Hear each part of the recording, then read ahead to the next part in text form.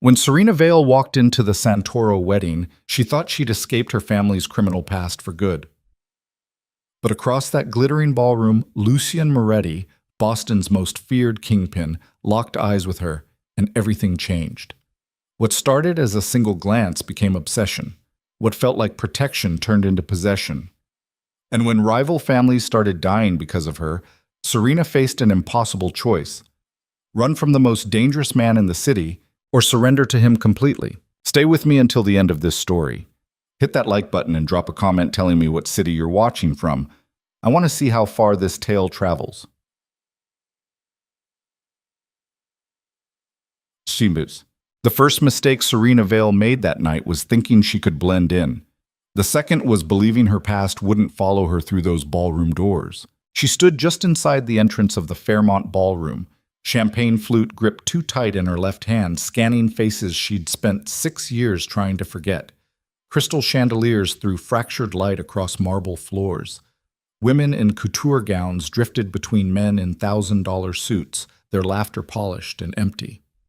Everything gleamed, gold fixtures, diamond necklaces, the kind of wealth that didn't need to announce itself because everyone already knew. This was the Santoro wedding. Old money marrying old power.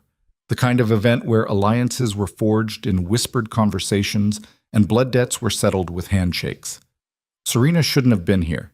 Not anymore. She'd left this world behind when she was 22, walked away from her family's empire with nothing but a duffel bag and a one-way ticket to Cambridge. Built herself a quiet life designing logos for startups and teaching weekend art classes to kids who actually smiled when they saw her. No bodyguards. No paranoia. No waking up wondering if today was the day someone put a bullet in her father's head. But her brother Marcus had called 3 weeks ago, voice tight with something that sounded like fear. "You need to come to the Santoro wedding." "I don't need to do anything," she'd said. "Serena." A pause. "Please, just this once, show your face, let them see you're still family. Dad's position is weaker than it's been in 20 years. If you don't show up, it sends a message." "Good. Let it. People are asking questions, saying you turned your back, saying Dad can't even control his own daughter." His voice dropped. "You know what happens when they smell weakness." She'd hung up, then stared at her phone for an hour before calling him back. Now here she stood, suffocating in Valentino she'd bought specifically for this performance, trying to look like she belonged among people who'd slit throats over shipping routes and territory lines. Her father hadn't even greeted her when she arrived. Just a single nod from across the room, his face carved from granite, before he turned back to whatever conversation was draining the blood from his expression. Serena moved toward the bar, needing something stronger than champagne. That's when the room changed. It happened gradually. Conversations didn't stop all at once. They stuttered, hesitated, then died in waves spreading from the main entrance. Heads turned, postures straightened, the kind of attention that felt like prey animals sensing a predator. Serena glanced toward the doors and saw him. Lucien Moretti walked into the ballroom like he owned not just the room, but everyone in it. Tall, lean, moving with the kind of economy that suggested violence was always one thought away. Dark suit cut so perfectly it looked like armor. Black hair swept back from a face that might have been handsome if it wasn't so fucking cold. She'd heard stories. Everyone had. Lucien Moretti had inherited Boston's underworld at 24 when his father was murdered in a restaurant downtown. 3 weeks later, every man involved in that hit was dead. Not arrested. Dead. The kind of thorough that sent a message no one could misinterpret. In the 7 years since, he'd consolidated power with surgical precision. Drugs, gambling, construction, shipping. If it made money in Boston and skirted legality, Lucien touched it. But unlike her father's generation, Lucien didn't grandstand, didn't make speeches or throw parties to show dominance. He just erased problems, quietly, permanently. Men twice his age stepped aside when he moved through the room, not out of respect, out of survival instinct. Serena forced herself to look away, focus on the bartender pouring her vodka. None of her business. She'd paid her appearance fee by showing up.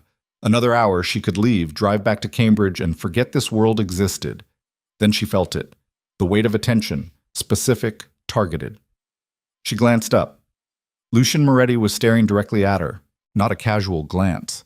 Not the once-over men gave women at events like this. This was something else entirely. His dark eyes locked onto hers with an intensity that felt physical, like he'd reached across 30 feet of marble floor and pressed his hand against her throat. No smile, no acknowledgement. Just assessment. Serena's pulse kicked hard against her ribs. She broke eye contact first, grabbed her drink, turned toward the crowd. Stupid. Weak. But standing there being examined by Boston's most dangerous man felt like standing naked under stadium lights. When she risked another look, he'd moved on, speaking quietly to one of the Santoro cousins.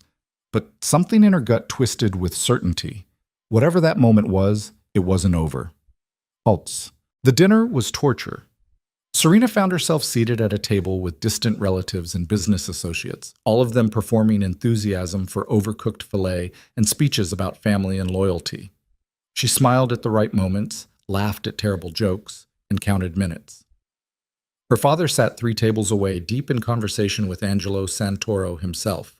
Marcus hovered nearby, playing the dutiful son, the heir who'd never disappointed anyone. Good for him.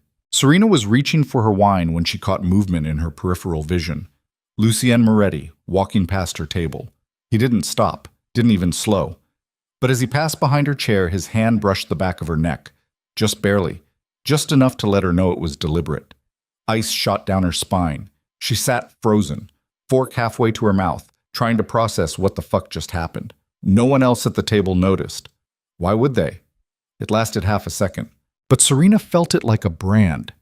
When she finally turned to look, Lucien was already gone, disappeared into the crowd near the ballroom's far exit. Her hands were shaking. She set down her fork, excused herself to the bathroom, and spent 5 minutes gripping the marble sink, staring at her reflection, trying to calm her breathing. This was insane. She was reading into nothing. Powerful men they didn't notice women like her. She wasn't important, wasn't a player. She was the estranged daughter who'd walked away, who designed websites and taught watercolor painting to suburban kids. Lucien Moretti had no reason to give a single fuck about her existence. She splashed cold water on her wrists, fixed her lipstick, and returned to the ballroom determined to finish this night without further incident. An hour later, Marcus found her near the coat check.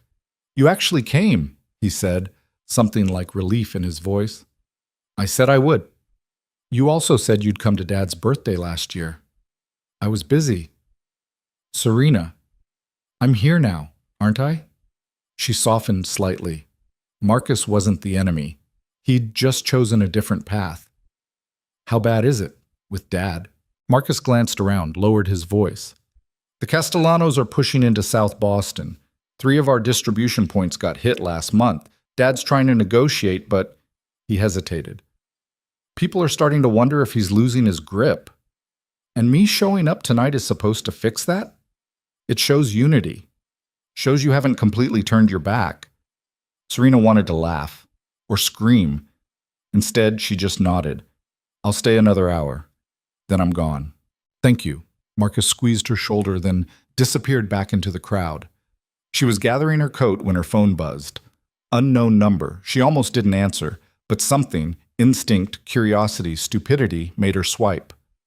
"Hello?" Silence. Then a voice, low and smooth and utterly calm. "You left early." Serena's blood turned to ice water. She knew that voice. Not from conversation, from reputation, from the way people spoke about him in hushed tones. Who is this? But she already knew. "I think you know." A pause. "I wanted to introduce myself properly, but you disappeared." "I don't..." Her mouth was dry. "I don't know what you're talking about." "The Santoro wedding. You were sitting at table 7. You left during the dessert course." His voice held no threat, no aggression. Somehow that made it worse. "I'm Lucien Moretti." She couldn't breathe, couldn't think. "How did you get this number? Does it matter?" "Yes. I wanted to speak with you, so I acquired your contact information." Simple. Matter of fact. Like acquiring someone's private phone number was as easy as Googling a restaurant, which, for Lucien Moretti, it probably was. Serena forced herself to speak. "What do you want?" "To have dinner, tomorrow night." "No." "You haven't heard where." "I don't care where. The answer is no." Silence stretched between them. She could hear her own heartbeat in her ears. Then Lucian said very quietly, "I'll send a car. 7 o'clock. Wear something comfortable." I just said, "I heard what you said." Still calm, still patient. "The car will be outside your building at 7. If you choose not to come, that's your decision, but I think you will." "Why the fuck would I?" He hung up. Serena stood in the Fairmont lobby, phone pressed to her ear, listening to dead air. This wasn't happening. This didn't happen to people like her. She drove home to Cambridge in silence, hands locked on the steering wheel, checking her mirrors every 30 seconds. No one followed her. No black sedans lurking at traffic lights. By the time she parked outside her apartment building, she'd almost convinced herself the call had been some kind of weird power play. A message, not an actual expectation. Lucian Moretti didn't personally invite graphic designers to dinner. She was nobody. The next morning, Serena woke to sunlight streaming through her bedroom window and the certainty that last night had been surreal but finite. She made coffee, answered emails, worked on a logo redesign for a nonprofit. Normal. Manageable. At 6:30 that evening, her phone rang. Unknown number. She let it go to voicemail. 30 seconds later, a text arrived. "The car is downstairs."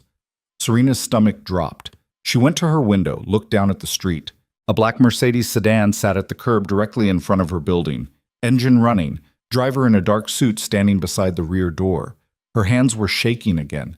This was insane. She wasn't going. She was going to ignore this, call the police if necessary, and what?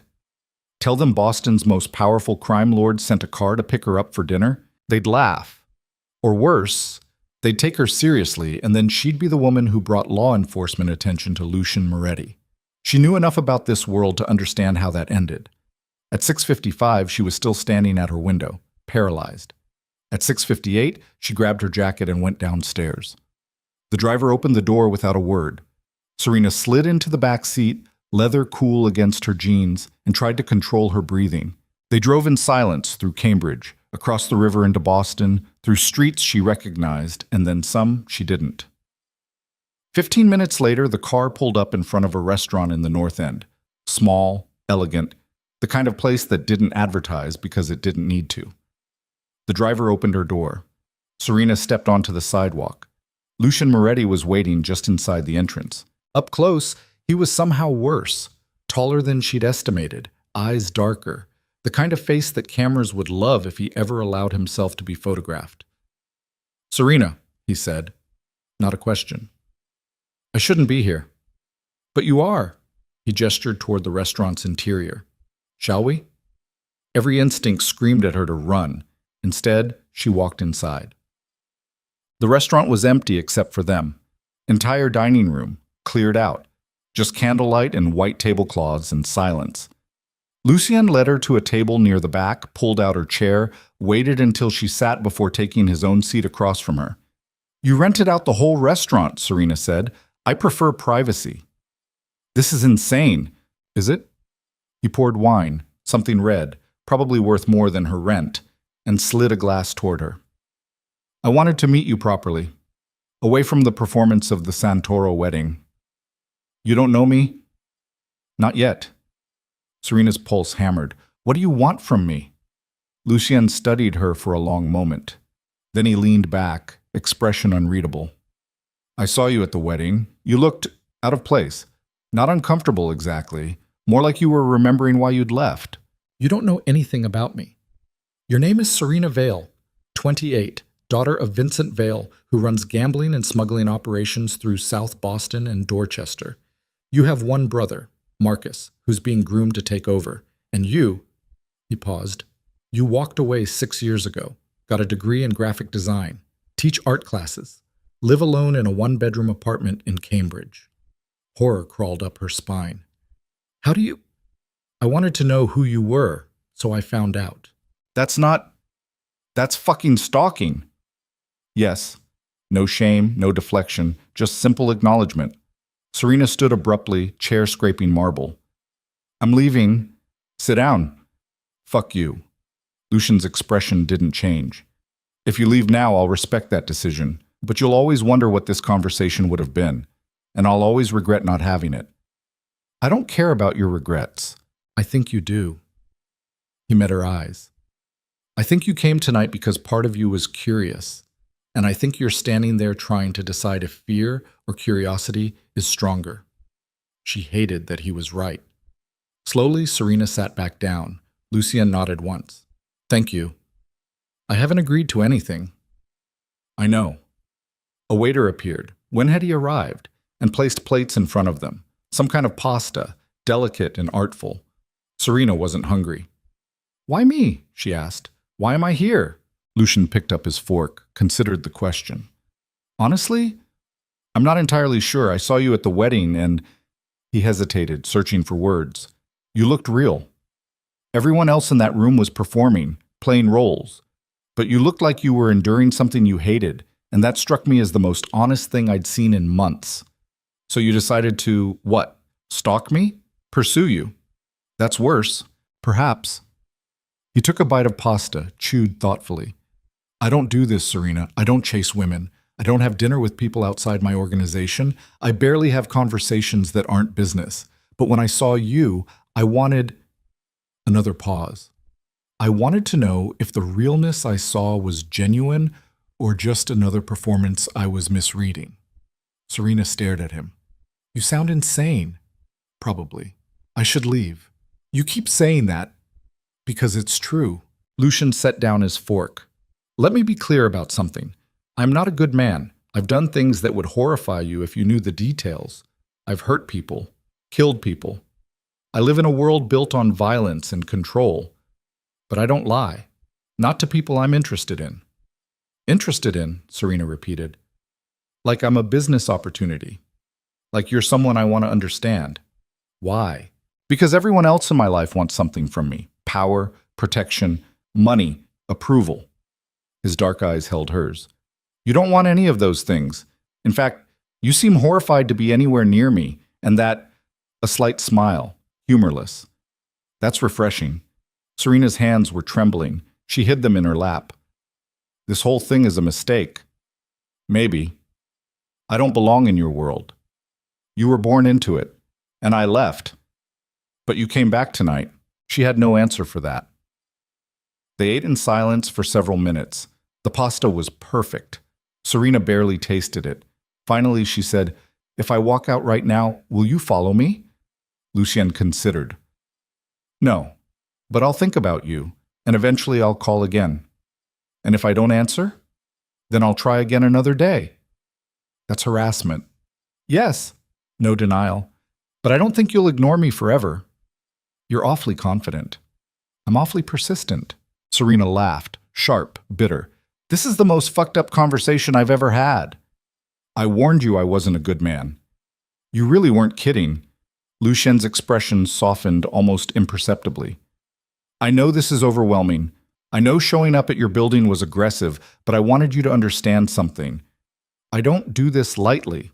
I don't pursue people on a whim. When I commit to something, or someone, I commit completely. That's supposed to reassure me? No. It's supposed to warn you. They finished dinner, or rather, Lucien finished. Serena pushed food around her plate and drank too much wine. Afterward, he walked her back to the car. On the sidewalk, under streetlights, he said, I'd like to see you again. I don't think that's a good idea. Probably not, but I'd still like to. Serena met his eyes. Up close, they weren't just dark, they were depthless. The kind of eyes that had seen things she couldn't imagine and remembered every single one. Why are you really doing this? She asked. Lucien was quiet for a long moment. Then, because I'm tired of being surrounded by people who fear me. I want to know what it's like to be around someone who sees me and isn't already calculating how to use or avoid me. I'm afraid of you. I know. But you're still standing here. She should leave. Get in the car. Go home. Block his number.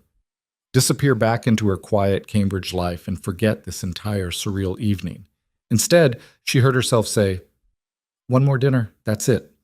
Lucien smiled, genuine this time, small but real. One more dinner.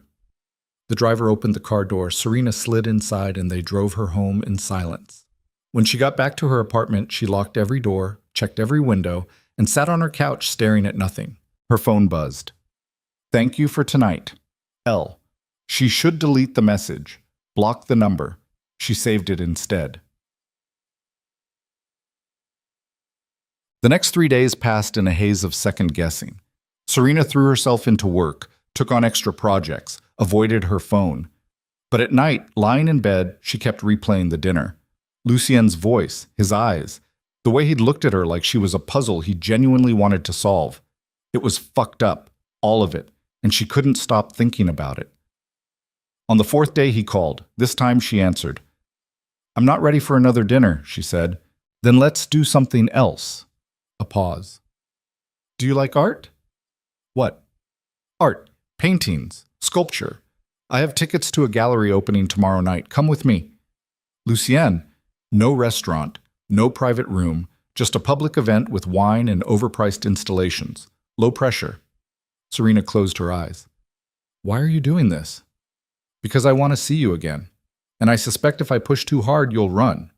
I should run. Probably, but you won't. Damn him for being right. One gallery opening, she said. Then we reassess. Deal.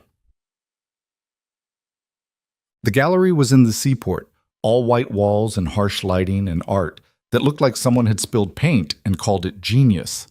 Lucien met her outside wearing a dark suit that probably cost more than her car. You clean up well? She said before she could stop herself. So do you. They walked inside together. Serena expected, what? Bodyguards? Entourage? But Lucien arrived alone, moved through the gallery like any other attendee. People recognized him, she could tell. Eyes followed. Conversations hushed. But no one approached. Do they always stare like that? She asked. Always. Doesn't it bother you? You get used to it. They stopped in front of a massive abstract canvas, red and black slashes across white. What do you think? Lucien asked. Serena tilted her head. I think it's trying too hard. All that violence, but no emotion behind it. Just performance. Interesting. You disagree? No, I think you're exactly right. He moved to the next piece. Tell me something. Why did you leave your family? The question caught her off guard. That's personal. We're having dinner together, multiple dinners, apparently. I'd say we're past polite small talk. Serena studied a sculpture, twisted metal, sharp edges. I left because I didn't want to become them. My father, my brother. People who measured success in body counts and territory lines. She glanced at him. No offense? None taken. I wanted normalcy. I wanted to wake up and not wonder if today was the day someone retaliated. I wanted to build something instead of destroy. Lucien was quiet, absorbing that. Then he said, I don't know what that's like.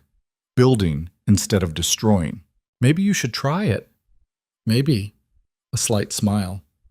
Though I suspect I'd be terrible at it. They wandered through the gallery, talking about art and Boston and nothing of substance.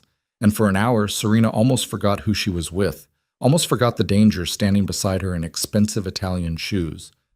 Until they stepped outside into the cool night air and a black SUV pulled up to the curb. 3 men got out. Serena recognized the middle one, Carlo Benedetti, one of her father's rivals. Old guard, vicious. Carlo's eyes landed on Lucien, then shifted to Serena. Recognition flickered across his face. Well, Carlo said, approaching, Lucien Moretti and Vincent Vale's daughter. Interesting combination. Lucien's posture didn't change, but something in the air shifted, became colder. Carlo, Lucien said evenly, enjoy your evening. I intend to. Carlo's smile was all teeth. Just surprised to see you slumming with the Vales. Thought you had better taste. Serena's jaw clenched. Lucien stepped forward, just one step, but it was enough to make Carlo's men tense. Insult her again, Lucien said quietly, and I'll take it personally. Silence. Carlo's smile faded. No disrespect intended.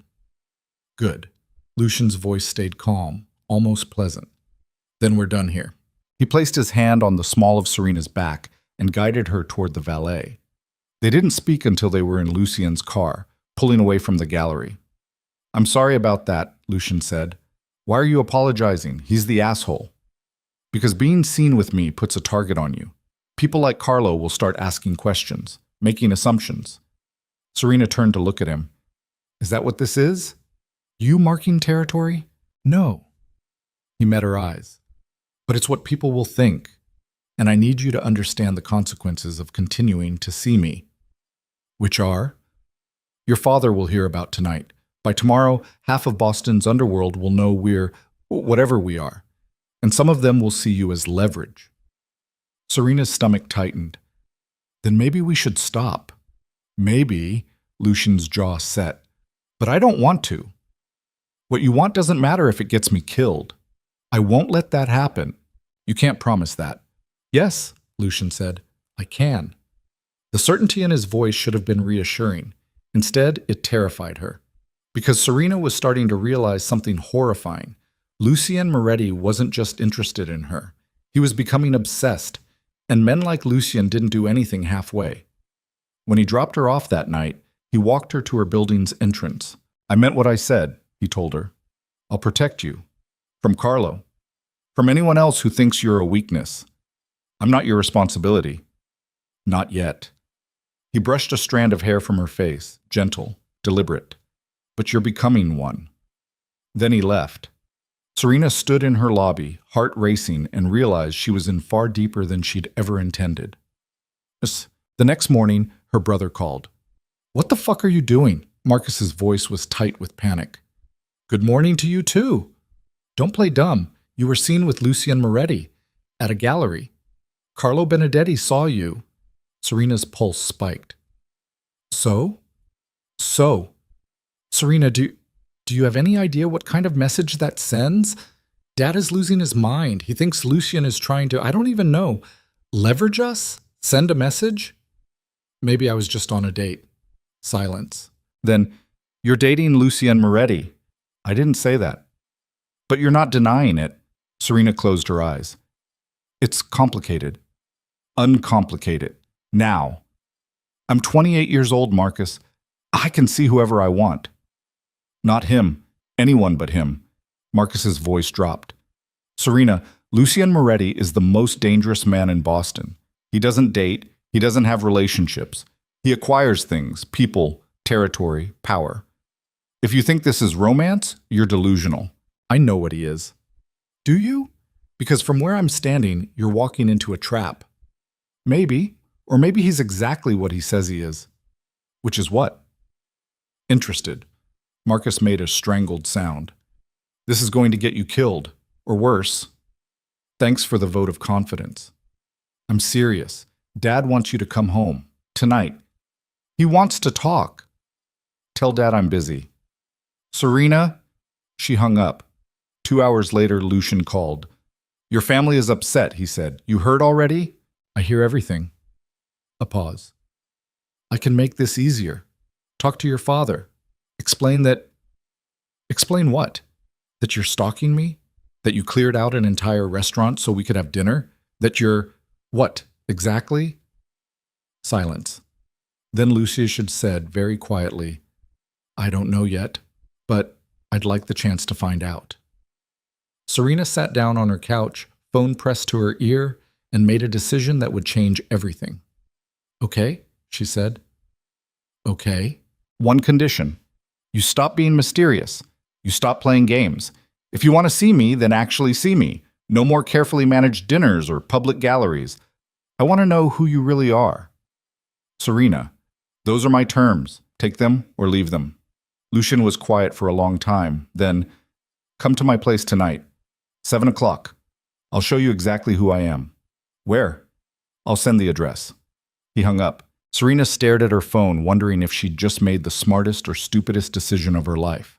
At 6:30, a text arrived with an address in the seaport. At 6:55, she was in an Uber, heading toward whatever came next. The building was sleek glass and steel, luxury condos overlooking Boston Harbor. The kind of place where penthouses sold for 8 figures. Security waved her through without question. The elevator required a key card. The attendant handed her one without asking her name. 47th floor. The doors opened directly into Lucian's penthouse. He was waiting. The space was massive. Floor-to-ceiling windows, minimalist furniture, everything cold and precise. No warmth, no personality, just wealth and power rendered in marble and glass. "Welcome," Lucian said. Serena stepped inside. The elevator doors closed behind her, and for the first time since this whole thing started, she realized she was completely alone with the most dangerous man in Boston. No escape, no witnesses. Just her and him and whatever truth he was about to reveal. Lucien gestured toward the windows. "Drink?" "Sure." He poured whiskey, expensive, smooth, and handed her a glass. "You wanted to know who I really am," he said. "So ask." Serena took a sip, gathering courage. "How many people have you killed?" Lucien didn't flinch. "Personally or ordered?" "Both." "Personally, 7. Ordered?" He paused. "I stopped counting after 30. The honesty was brutal. No deflection, no justification. "Does it bother you?" she asked. "Sometimes, less than it should." "Why?" "Because they were threats. To me. To my organization. To people I care about." He met her eyes. "I don't kill for pleasure, Serena. I kill because it's necessary." "That's a fucked up worldview." "Yes." She drained her glass. "What do you want from me?" Lucian moved closer, close enough that she could see flecks of gold in his dark eyes. "I want to know if it's possible for someone like you to see someone like me and not run." "Why does that matter?" "Because I'm tired of being alone in rooms full of people." The vulnerability in his voice cracked something in her chest. "I don't know if I can do this," she whispered. "I know. I don't know if I can be with someone who... I know." "Then why are we here?" Lucian touched her face, thumb brushing her cheekbone. "Because I'd rather have one honest moment with you than a lifetime of pretending with anyone else." Serena's breath caught. Then, before she could think, before fear could override everything else, she kissed him. Lucien froze for half a second, surprise, maybe, before kissing her back. Slow, controlled, like he was memorizing every second. When they finally pulled apart, Serena was shaking. "This is insane," she whispered. "Yes." "We barely know each other." "Yes." "You're a criminal." "Yes." "I should leave." Lucien's hand tightened slightly on her waist. "But you won't." He was right. She wouldn't. Because somewhere between the Santoro wedding and this moment, Serena had crossed a line she couldn't uncross. And Lucien Moretti, dangerous, obsessive, brutally honest, had become the most terrifying and compelling thing in her life. Outside the windows, Boston glittered like broken glass. Inside, 2 people stood on the edge of something that would either destroy them both or become the only real thing either of them had ever known. And neither of them was walking away. The kiss ended, but Serena couldn't move, couldn't step back. Lucien's hand was still on her waist, warm through the thin fabric of her shirt, and the city lights behind him turned his face into plains of shadow and gold. "Stay," he said. Not a command, a request. "I can't." "You can." "Lucien." "Just tonight. No expectations. No." He searched for words. "Just stay." Every rational part of her brain screamed to leave. Get in the elevator, go home, pretend this never happened.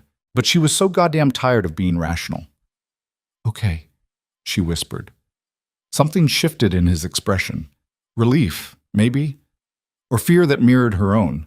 He led her to the living room, poured more whiskey, and they sat on opposite ends of his leather couch like teenagers afraid to touch. Outside, the harbor stretched black and infinite, dotted with lights from ships she couldn't name. "Tell me something real," Serena said. "Not business, not this." She gestured between them. "Something true." Lucian stared into his glass. "I haven't had a conversation like this in 7 years." "Like what?" "Where I'm not calculating angles. Where I'm not 3 steps ahead, planning responses, reading threats." He glanced at her.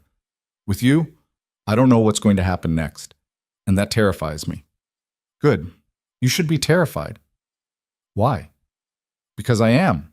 They sat in silence, drinking whiskey that cost more than her monthly rent. watching the city breathe below them. Around midnight, Serena fell asleep on his couch. She woke hours later, disoriented, covered with a blanket she didn't remember. Lucian sat across from her in an armchair, still dressed, reading something on his phone. The lamp beside him cast his face in warm light. "What time is it?" she asked. 4:30. "Did you sleep?" "No." "Why not?" He looked at her. "I wanted to make sure you were safe." "Safe from what?" "We're 47 floors up." "From me." He set down his phone. "I wanted to make sure I didn't—" A pause. "I don't trust myself around you." Serena sat up, blanket pooling around her waist. "You think you'd hurt me?" "No, I think I'd try to keep you here, and that's worse." The honesty carved something open in her chest. "Take me home," she said quietly. Lucien nodded. 20 minutes later, they were in his car, driving through empty Boston streets. Dawn hadn't broken yet. The city felt like a secret. When they reached her building, Lucian walked her to the entrance again. "Thank you," he said, "for staying, for trusting me." "I'm not sure I do. Trust you." "You shouldn't." "Then why am I here?" Lucien touched her face, gentle enough to break her heart. "Because sometimes the most dangerous thing is also the most real thing, and you're tired of pretending too." He left before she could respond. Serena stood in her lobby, watching his taillights disappear, and knew with absolute certainty that she'd just crossed a line she could never uncross. Bracet. The next 48 hours felt like walking through broken glass. Her father called 6 times. She ignored every one. Marcus showed up at her apartment unannounced Tuesday evening, face tight with fury. "You spent the night at Lucian Moretti's penthouse," he said the moment she opened the door. Serena's stomach dropped. "How do you—" "Because Carlo Benedetti has people everywhere, including the security desk at Lucien's building." Marcus pushed past her into the apartment. "What the fuck are you doing? It's none of your business. It became my business when you started sleeping with the enemy." "I didn't sleep with anyone." "You were there until 5 in the morning, Serena. Don't insult my intelligence." She slammed the door. "Even if I did, it's my life. Not when it affects the family." Marcus spun to face her. "Do you understand what you've done? Dad thinks Lucian is using you to get leverage. Carlo thinks you're a spy. The Castellanos think we're forming an alliance. Every move you make with him sends a message to people who kill over misunderstandings." "Maybe I don't care about their messages." "Then you're going to get yourself killed." Serena's hand shook. She shoved them in her pockets. "I left this world, Marcus. I don't owe Dad anything. I don't owe you anything. You think leaving means you're safe? You think walking away makes you invisible?" Marcus's voice cracked. "You're still Vincent Vale's daughter. That doesn't change because you got a design degree and moved to Cambridge." "Then what do you want me to do?" "Stop seeing him. Tonight. Call Lucian. End it. Before someone decides you're more valuable dead than alive." "No." Marcus stared at her. "Are you fucking serious? I'm 28 years old. I make my own decisions." "Then you're making a suicidal one." He left, slamming the door hard enough to rattle the windows. Serena sank onto her couch, head in her hands, trying to breathe through the panic. Her phone buzzed. "Lucien, your brother visited. I assume he's unhappy." She typed back. "That's an understatement. Do you want me to handle it?" "Handle what? My family?" "If necessary." Serena's blood went cold. She called him immediately. "What does handle it mean?" she demanded. Lucien's voice was calm. "It means I can make sure they leave you alone." "By doing what exactly?" Silence. "Lucien?" "By making it clear that you're under my protection, that threats against you are threats against me. That'll make everything worse, like, in the short term, yes. Long term, it establishes boundaries." "I don't want you establishing anything. This is my family." "A family that's putting you in danger by association. You're the one putting me in danger." The words hung between them. Then Lucien said quietly, "You're right. I am. And if you want to end this now, I'll understand." Serena closed her eyes. "I don't know what I want." "Then figure it out, because I won't keep putting you at risk if you're not sure." He hung up. She threw her phone across the room. For 3 days, Serena ignored everyone. Lucienne, Marcus, her father's increasingly angry voicemails. She worked, taught her art class, pretended normalcy existed. Friday night, someone knocked on her door. She checked the peephole expecting Marcus. It was her father. Vincent Vale stood in the hallway, gray suit, immaculate, face carved from stone. The last time she'd seen him up close was the Santoro wedding. Before that, 2 years. Serena opened the door. "Dad, we need to talk." She let him in because refusing felt more dangerous than compliance. Vincent surveyed her apartment with the faint distaste of someone used to wealth and power examining ordinary life. He sat on her couch without being invited. "You've made quite a mess," he said. Serena stayed standing. "I'm living my life." "You're fucking Lucian Moretti." The crudeness shocked her. Vincent never swore, never lost composure. "That's none of your business," she managed.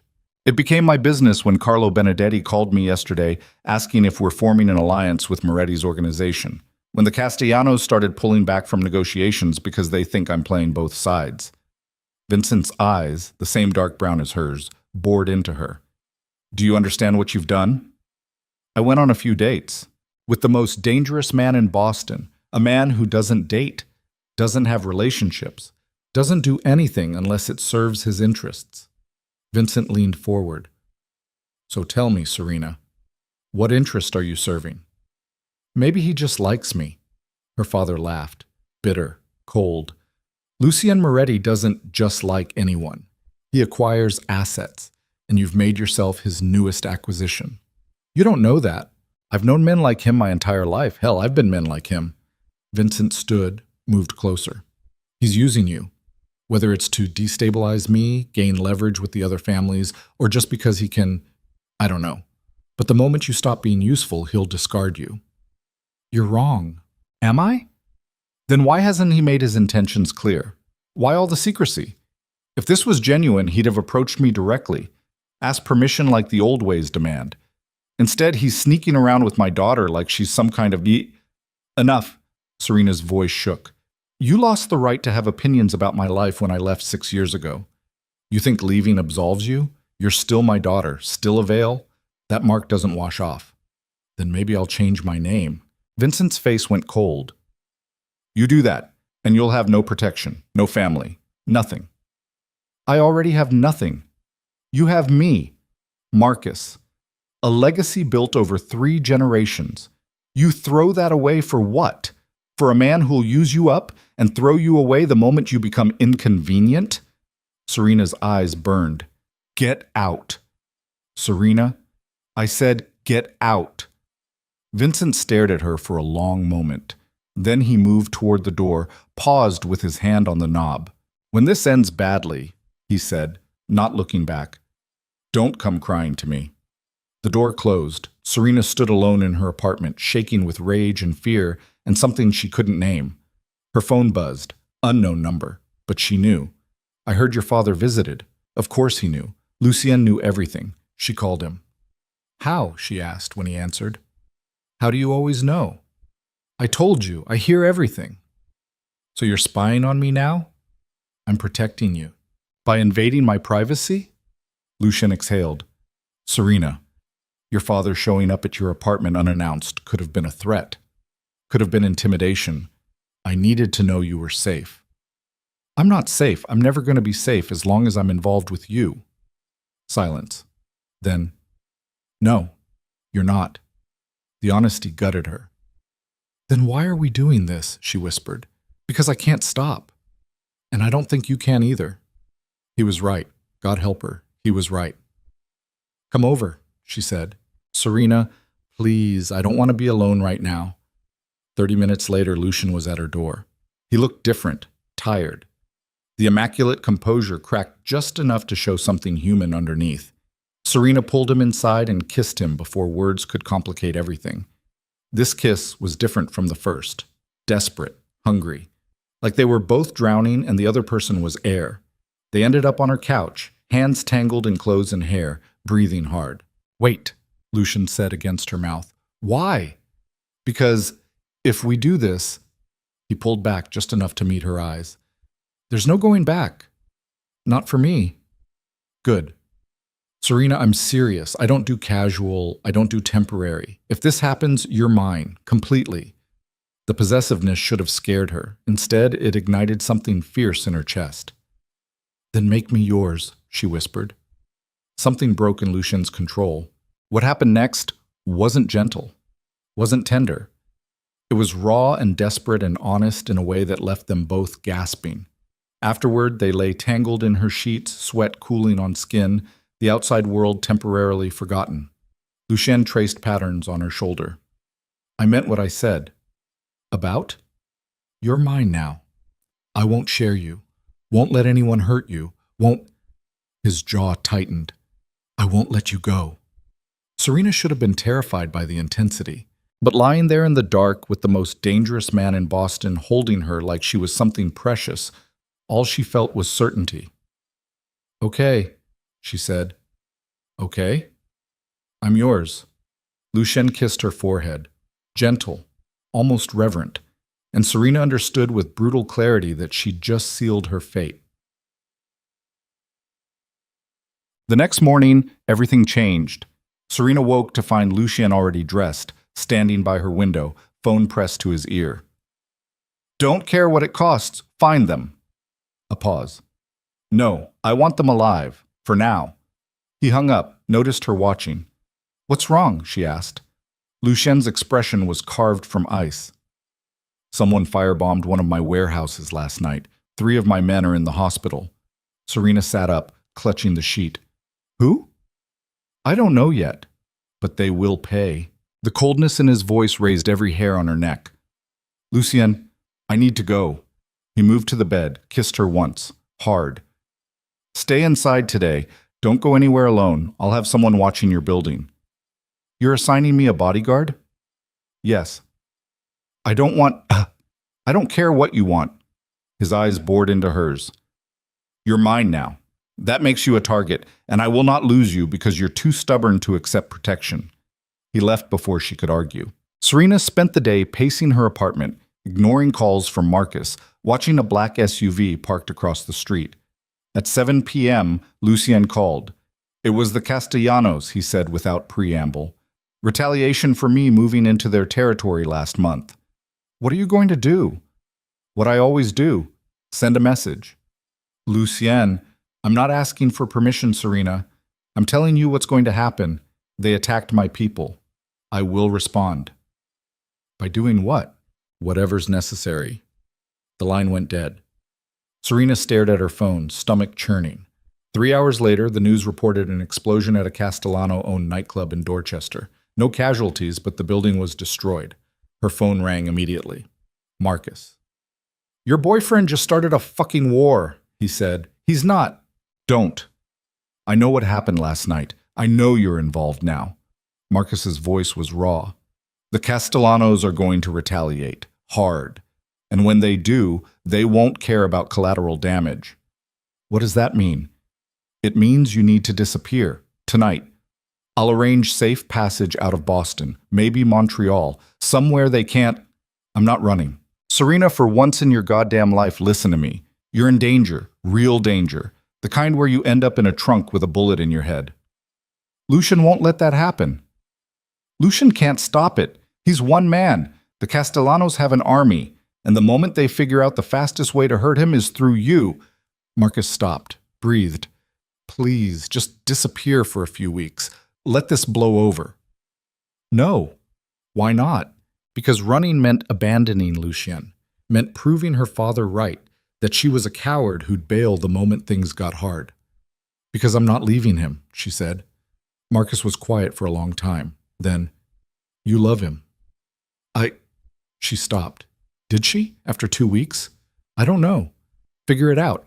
Because if you stay, you need to be all in. Half measures get you killed in this world. He hung up. Serena sat in her apartment, surrounded by the quiet life she'd built, and realized she had a choice to make. Run. Save herself. Go back to being invisible. Or stay. Accept the danger. Become part of Lucien's world completely. At midnight, she made her decision. She called Lucien. I'm not running, she said when he answered. I didn't ask you to. Marcus wants me to disappear. My father probably does too, but I'm staying with you. Silence. Then, you understand what that means? Yes. You'll be a target. People will try to use you against me. Your life will never be normal again. I know. Serena, I'm not scared, or I am, but I'm more scared of losing you. She heard him exhale, something breaking in the sound. Come to my place, he said. Pack a bag. You're moving in until this is over. Lucien? Not negotiable. The Castellanos know where you live.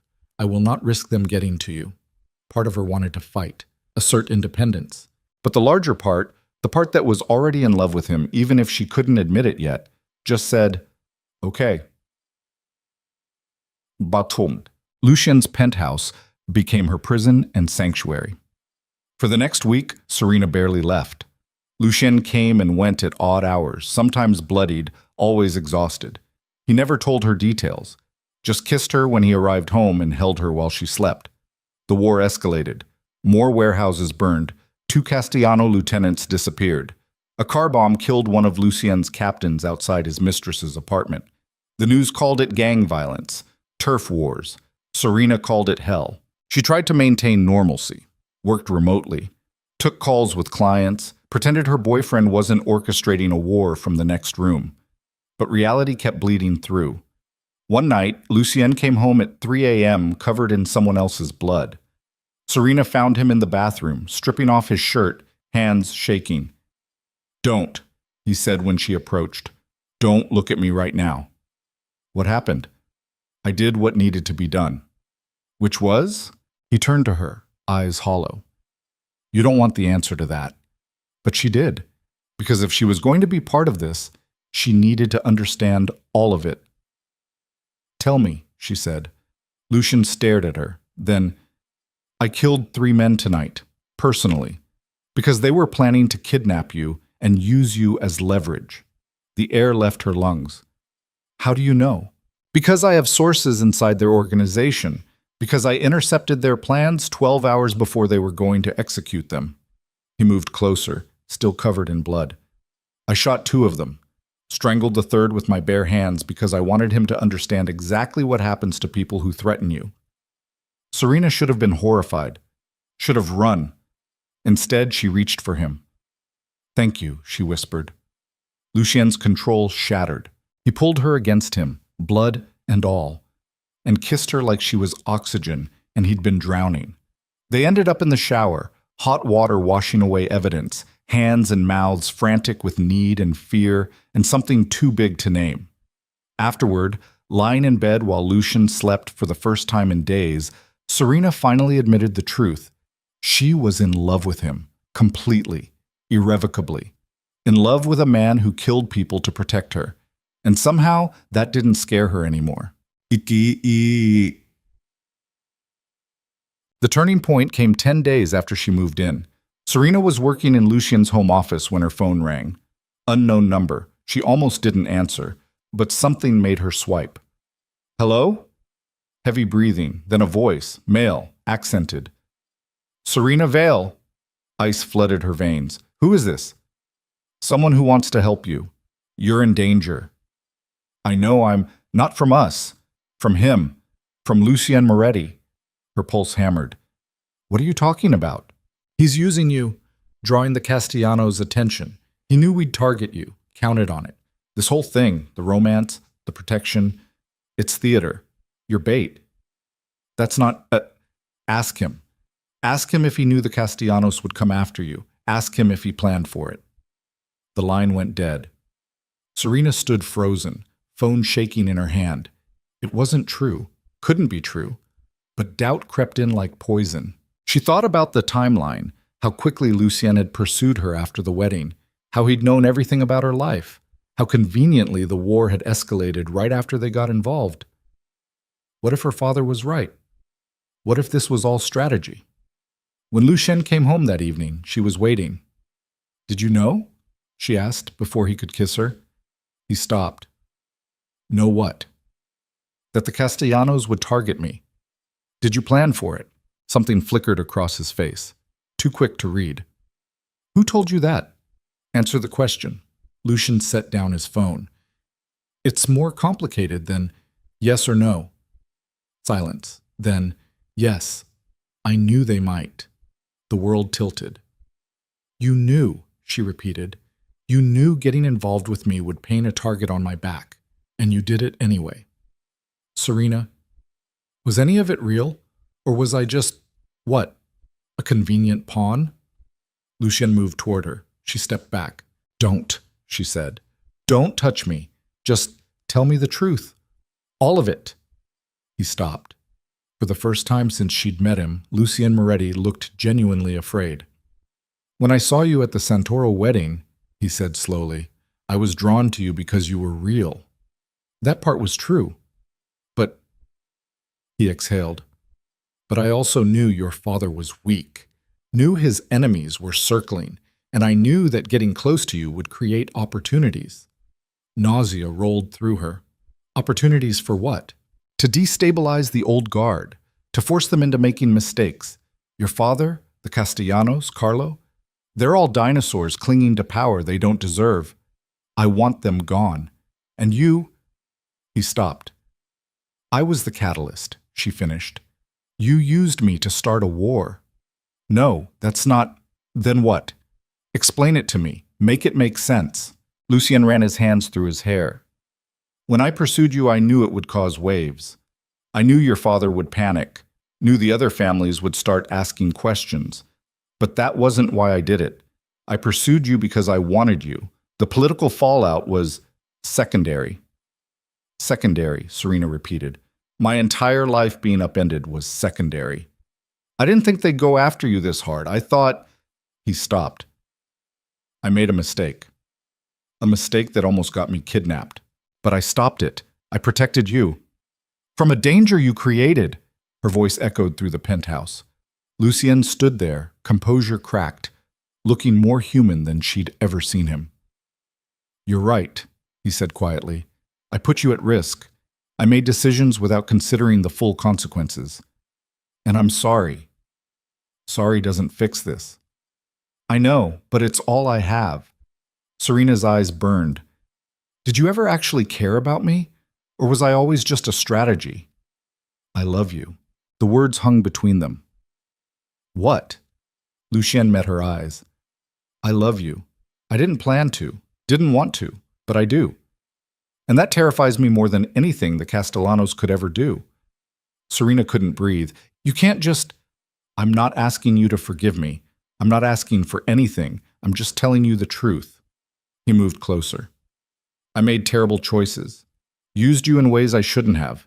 But what I feel for you, that's real. That was never strategy. How do I know that's not a lie, too? Because if this was still strategy, I'd be manipulating you right now, telling you what you want to hear.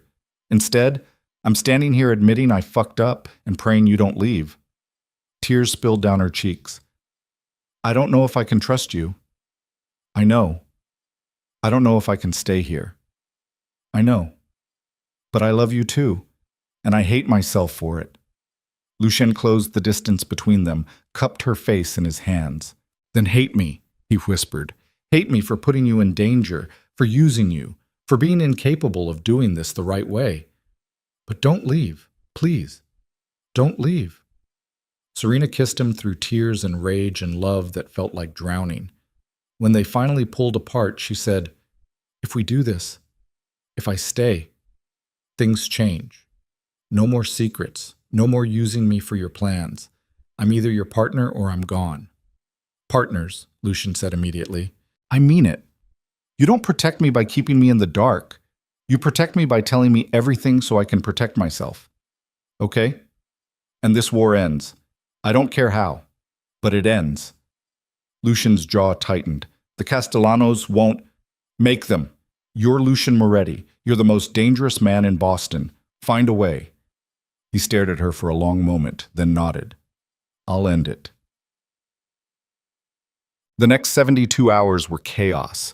Lucien called meetings with every major player in Boston's underworld, forced negotiations, made offers and threats in equal measure. Serena sat beside him through most of it.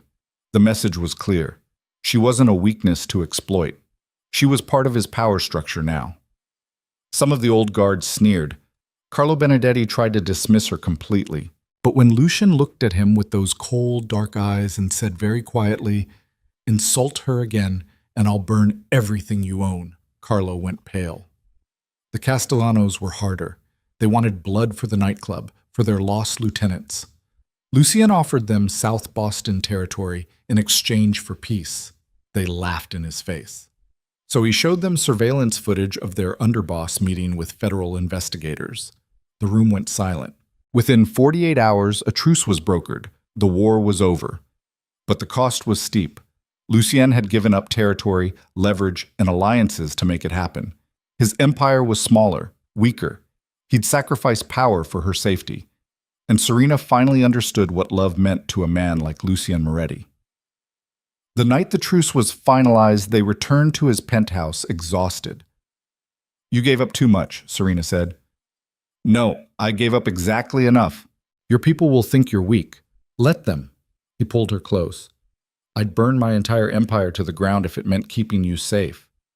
Serena looked up at him, this dangerous, damaged man who'd started a war and ended it for her. "I'm staying," she said. "For real. Not just until things calm down. I'm all in." Lucien's eyes closed, relief carved through his expression. "Then marry me," he said. Serena's heart stopped. "What?" "Marry me. Not someday. Not when things are stable. Now. Tomorrow. As soon as possible." "Lucien, I know it's fast. I know it's insane. But I also know that every minute you're not legally mine is a minute someone can take you away." His hands framed her face. "I want vows. I want your name tied to mine so completely that anyone who touches you knows exactly what they're starting." Serena should have said no, should have demanded time, demanded normal. Instead, she whispered, "Yes." Lucian kissed her hard enough to bruise, and Serena understood with brutal clarity that she'd just crossed the point of no return. There was no going back to Cambridge, no returning to ordinary life. She belonged to Lucien Moretti now, completely, irrevocably. And the terrifying part was, she wanted nothing else. They were married in a courthouse 3 days later. No white dress, no flowers, no gathering of families who'd probably shoot each other before the vows finished. Just Serena in a navy dress she'd bought that morning, Lucien in a black suit he'd worn to a dozen business meetings, and a judge who asked no questions when Lucian's attorney handed him an envelope thick with cash. Marcus stood as witness because Serena had called him that morning and said, "I'm getting married today. You can come or not, but I wanted you to know." He'd shown up, stood in the back of the courtroom with his jaw clenched and his hands shoved in his pockets, watching his sister promise herself to the most dangerous man in Boston. Their father didn't come, didn't call. The silence said everything. When the judge pronounced them married, Lucien kissed her like they were alone, possessive, claiming. When he pulled back, his eyes held something fierce and terrified. "You're mine now," he whispered against her mouth. "Legally, completely." "And you're mine," Serena said. Something in his expression cracked. They signed papers in a sterile office while Marcus watched from the doorway. When it was done, when Serena's signature made her Serena Moretti, she looked at her brother. "Say something," she said. Marcus stared at her for a long moment, then, "I hope you know what you're doing." "I don't, but I'm doing it anyway." He left without another word. Lucien's hand found hers, fingers lacing tight. "Regret it yet?" he asked quietly. "Ask me in 20 years. They went back to the penthouse. Lucien made calls while Serena stood by the window watching the harbor, touching the plain gold band on her finger. She was married. To Lucien Moretti, the man who'd started a war for her, ended it for her, given up territory and power to keep her breathing. Her phone buzzed, a text from a number she didn't recognize. "Congratulations on the wedding. Shame about what comes next." Ice flooded her veins. She showed Lucien. His expression went cold. "It's a bluff." "You sure?" "The truce is solid," the Castellanos agreed. "Carlo signed the papers himself." "Then who?" "Someone trying to scare you." He pulled her close. "Ignore it." But Serena couldn't shake the feeling that something was coming. The first week of marriage was almost normal. Lucien still disappeared for hours, still came home with blood under his fingernails sometimes, but he also came home. Made dinner with her, fell asleep holding her like she might vanish if he let go. Serena started learning the business. Not the violence, Lucien kept that part separate, but the logistics. The shipping routes, the distribution networks, the legitimate fronts that funded everything illegal. You wanted to be partners, he said one night, spreadsheets open on his laptop. This is partnership. She learned fast, faster than he expected. Within 2 weeks, she'd identified 3 inefficiencies in his operation and proposed solutions that would save him 6 figures annually. Lucien looked at her like she'd just performed magic. You're terrifying, he said. Good. Now you know how I feel about you. He kissed her across the dining table, laptop forgotten. But the peace didn't last. 3 weeks after the wedding, everything shattered. Buzz swant. It started with a phone call at 2 in the morning. Lucien's phone buzzed. He answered immediately, voice sharp with sleep and adrenaline. What? Serena watched his face change, color draining, jaw tightening. When? A pause. How many? Another pause. I'm on my way. He was out of bed before the call ended, pulling on clothes with violent efficiency. What happened? Serena asked. The warehouse in Southie. Someone hit it. 3 of my men are dead. Her stomach dropped. I thought the truce. So did I. He grabbed his gun from the bedside safe. Stay here. Lock the door. Don't open it for anyone but me. Lucien, I mean it, Serena. Stay. Here. He left. Serena sat in the dark penthouse, heart hammering, waiting. He didn't come back for 6 hours. When he finally walked through the door, he looked like he'd aged a decade. Exhausted, furious. Something else underneath she couldn't name. What happened? She asked. Lucien poured whiskey, drained it, poured another. It wasn't the Castellanos. Then who? I don't know. Whoever hit us knew our security protocols, knew which warehouse held the most valuable inventory, knew exactly when the guard shift changed. He drank again. It was someone on the inside. Horror crawled up Serena's spine. You think you have a traitor? I know I do. I just don't know who. For the next week, paranoia consumed everything. Lucien interrogated his own people, implemented new security measures, trusted no one. Serena watched him unravel slowly, the control he'd maintained for years fraying at the edges. She tried to help, reviewed personnel files, cross-referenced schedules, and found something. Lucien, she said one night, laptop open. Look at this. He moved behind her chair, reading over her shoulder. Thomas Reeves, she said, pointing at the screen. You're head of security for the Southie warehouse. He's been with you for 3 years, right? Yes. He called in sick the night of the attack. First sick day in his entire employment history. Lucien went very still. Pull his financials, he said quietly. It took 2 hours and several illegal database searches, but they found it. Thomas Reeves had deposited $50,000 into his account 2 days before the attack. Lucien's hands curled into fists. Where is he now? Home, I think. His shift doesn't start until... Lucien was already moving, grabbing his coat, his gun. Wait, Serena said. What are you going to do? What I should have done the moment I suspected. Lucien, if you're wrong, I'm not wrong. He turned to her, eyes cold. Stay here. No. Serena, I said no. If you're doing this, I'm coming with you. Partners, remember? Something flickered across his face. Fear, maybe, or pride. This won't be pleasant. I don't care. They drove to Thomas Reeves' apartment in Dorchester in silence.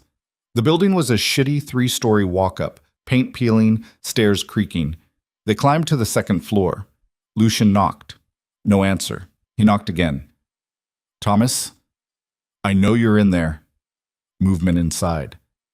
Then the door cracked open, chain still attached.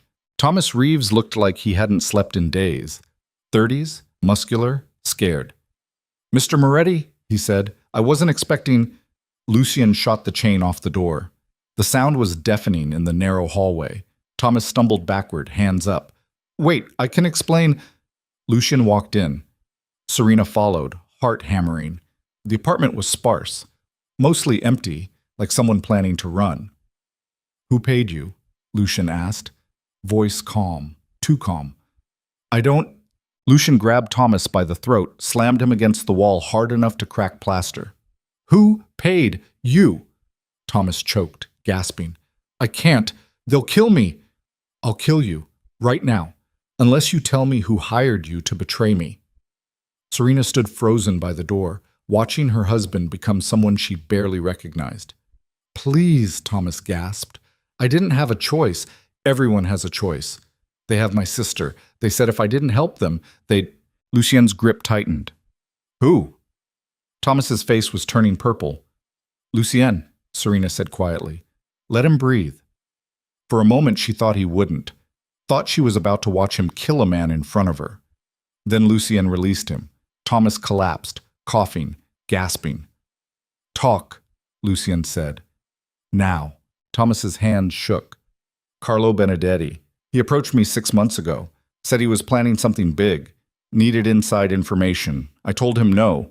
Then last month, my sister disappeared. He sent me photos.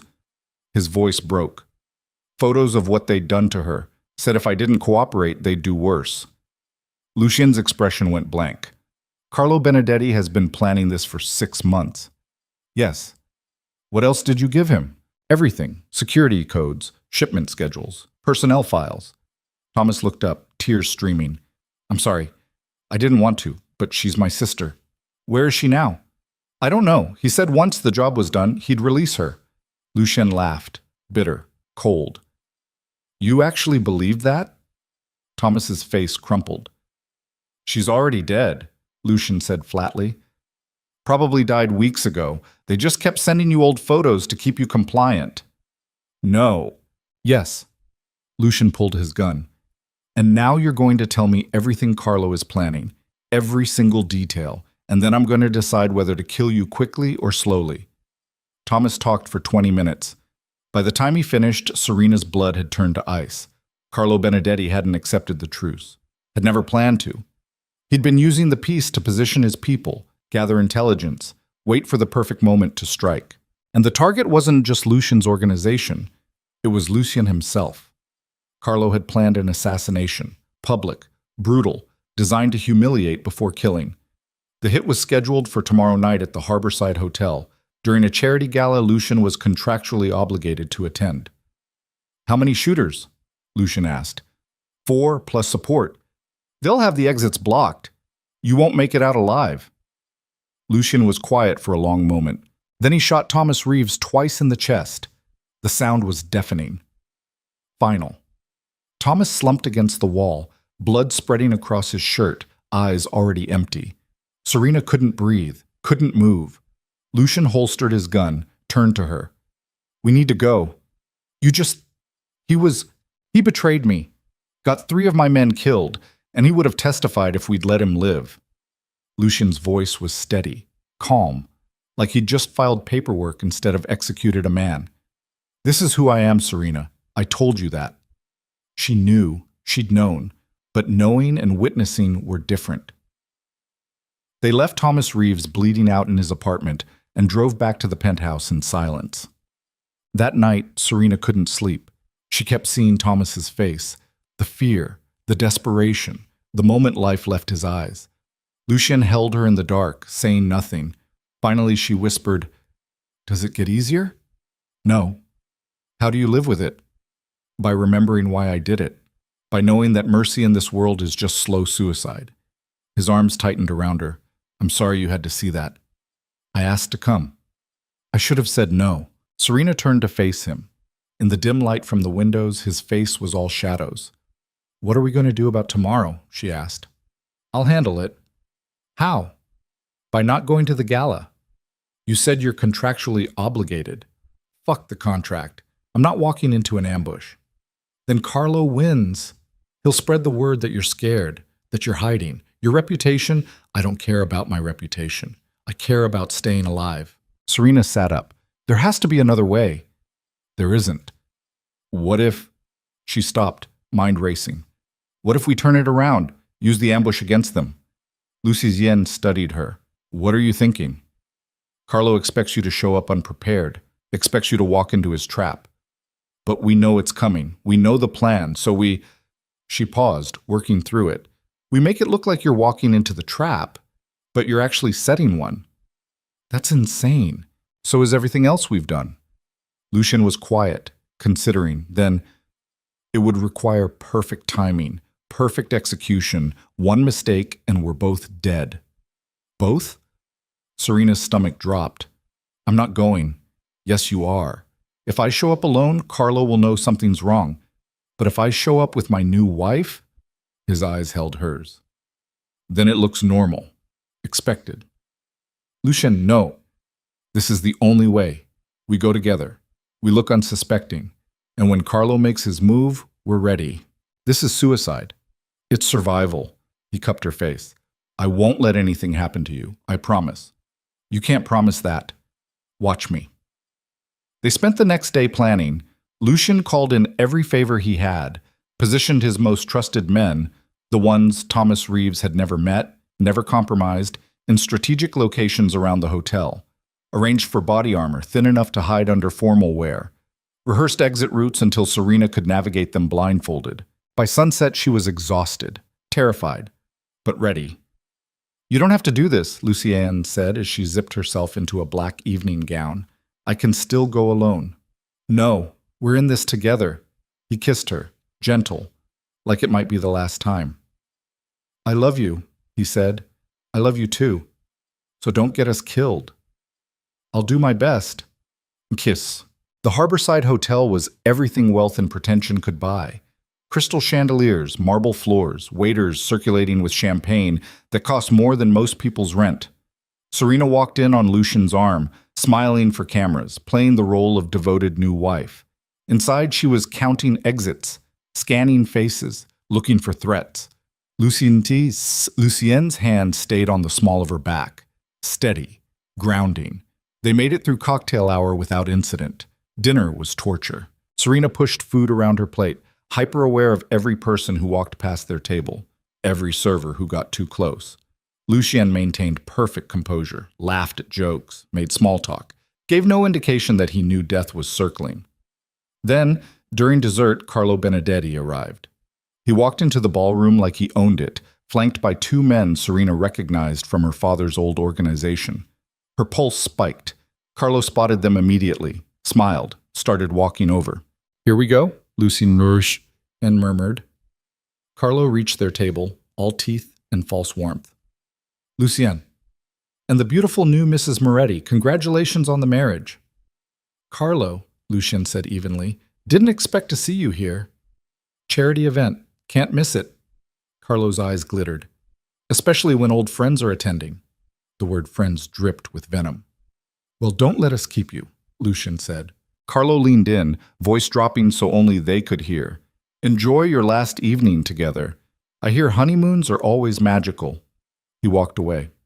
Serena's hands shook. She clasped them in her lap.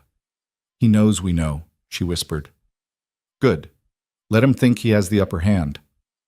20 minutes later, the lights dimmed for speeches. That's when everything went to hell. 4 men in server uniforms moved simultaneously toward their table. Lucian grabbed Serena's wrist. Now! They were up and moving before the first shot was fired. Glass shattered. Someone screamed. Lucian pulled her behind a marble column as bullets chewed into the wall where they'd been standing. Chaos erupted, guests scrambling, security shouting. This way, Lucian said, dragging her toward the service entrance they'd scouted earlier. They made it 10 feet before one of the shooters stepped into their path. Young, maybe 25, gun raised. Lucian shot him twice before Serena could process what was happening. The body hit the floor. Lucian kept moving. They burst through the service door into a concrete stairwell. Footsteps pounded behind them. Up or down, Serena gasped. Up. Roof access. They climbed, lungs burning, Lucian's men supposed to be waiting on the roof with an extraction. They made it to the top floor. Lucian kicked open the roof access door and stopped dead. The roof was empty. No extraction team. No helicopter. Nothing. Fuck, Lucian breathed. Behind them, the stairwell door burst open. 3 men with guns. Lucian shoved Serena behind him, raised his own weapon. But before he could fire, a voice echoed across the roof. I wouldn't! Carlo Benedetti stepped out of the shadows, gun pointed directly at Lucien's head. And beside him, Serena's breath stopped. Her brother Marcus stood next to Carlo, face carved from stone, holding a gun of his own. "Marcus?" Her voice broke. "What are you—" "I'm sorry," Marcus said, and he sounded like he meant it. "But this has to happen." Lucien's expression went blank. "You." "Me," Marcus confirmed. "I've been working with Carlo for 8 months, since before the Santoro wedding, since before you ever noticed my sister." The world tilted.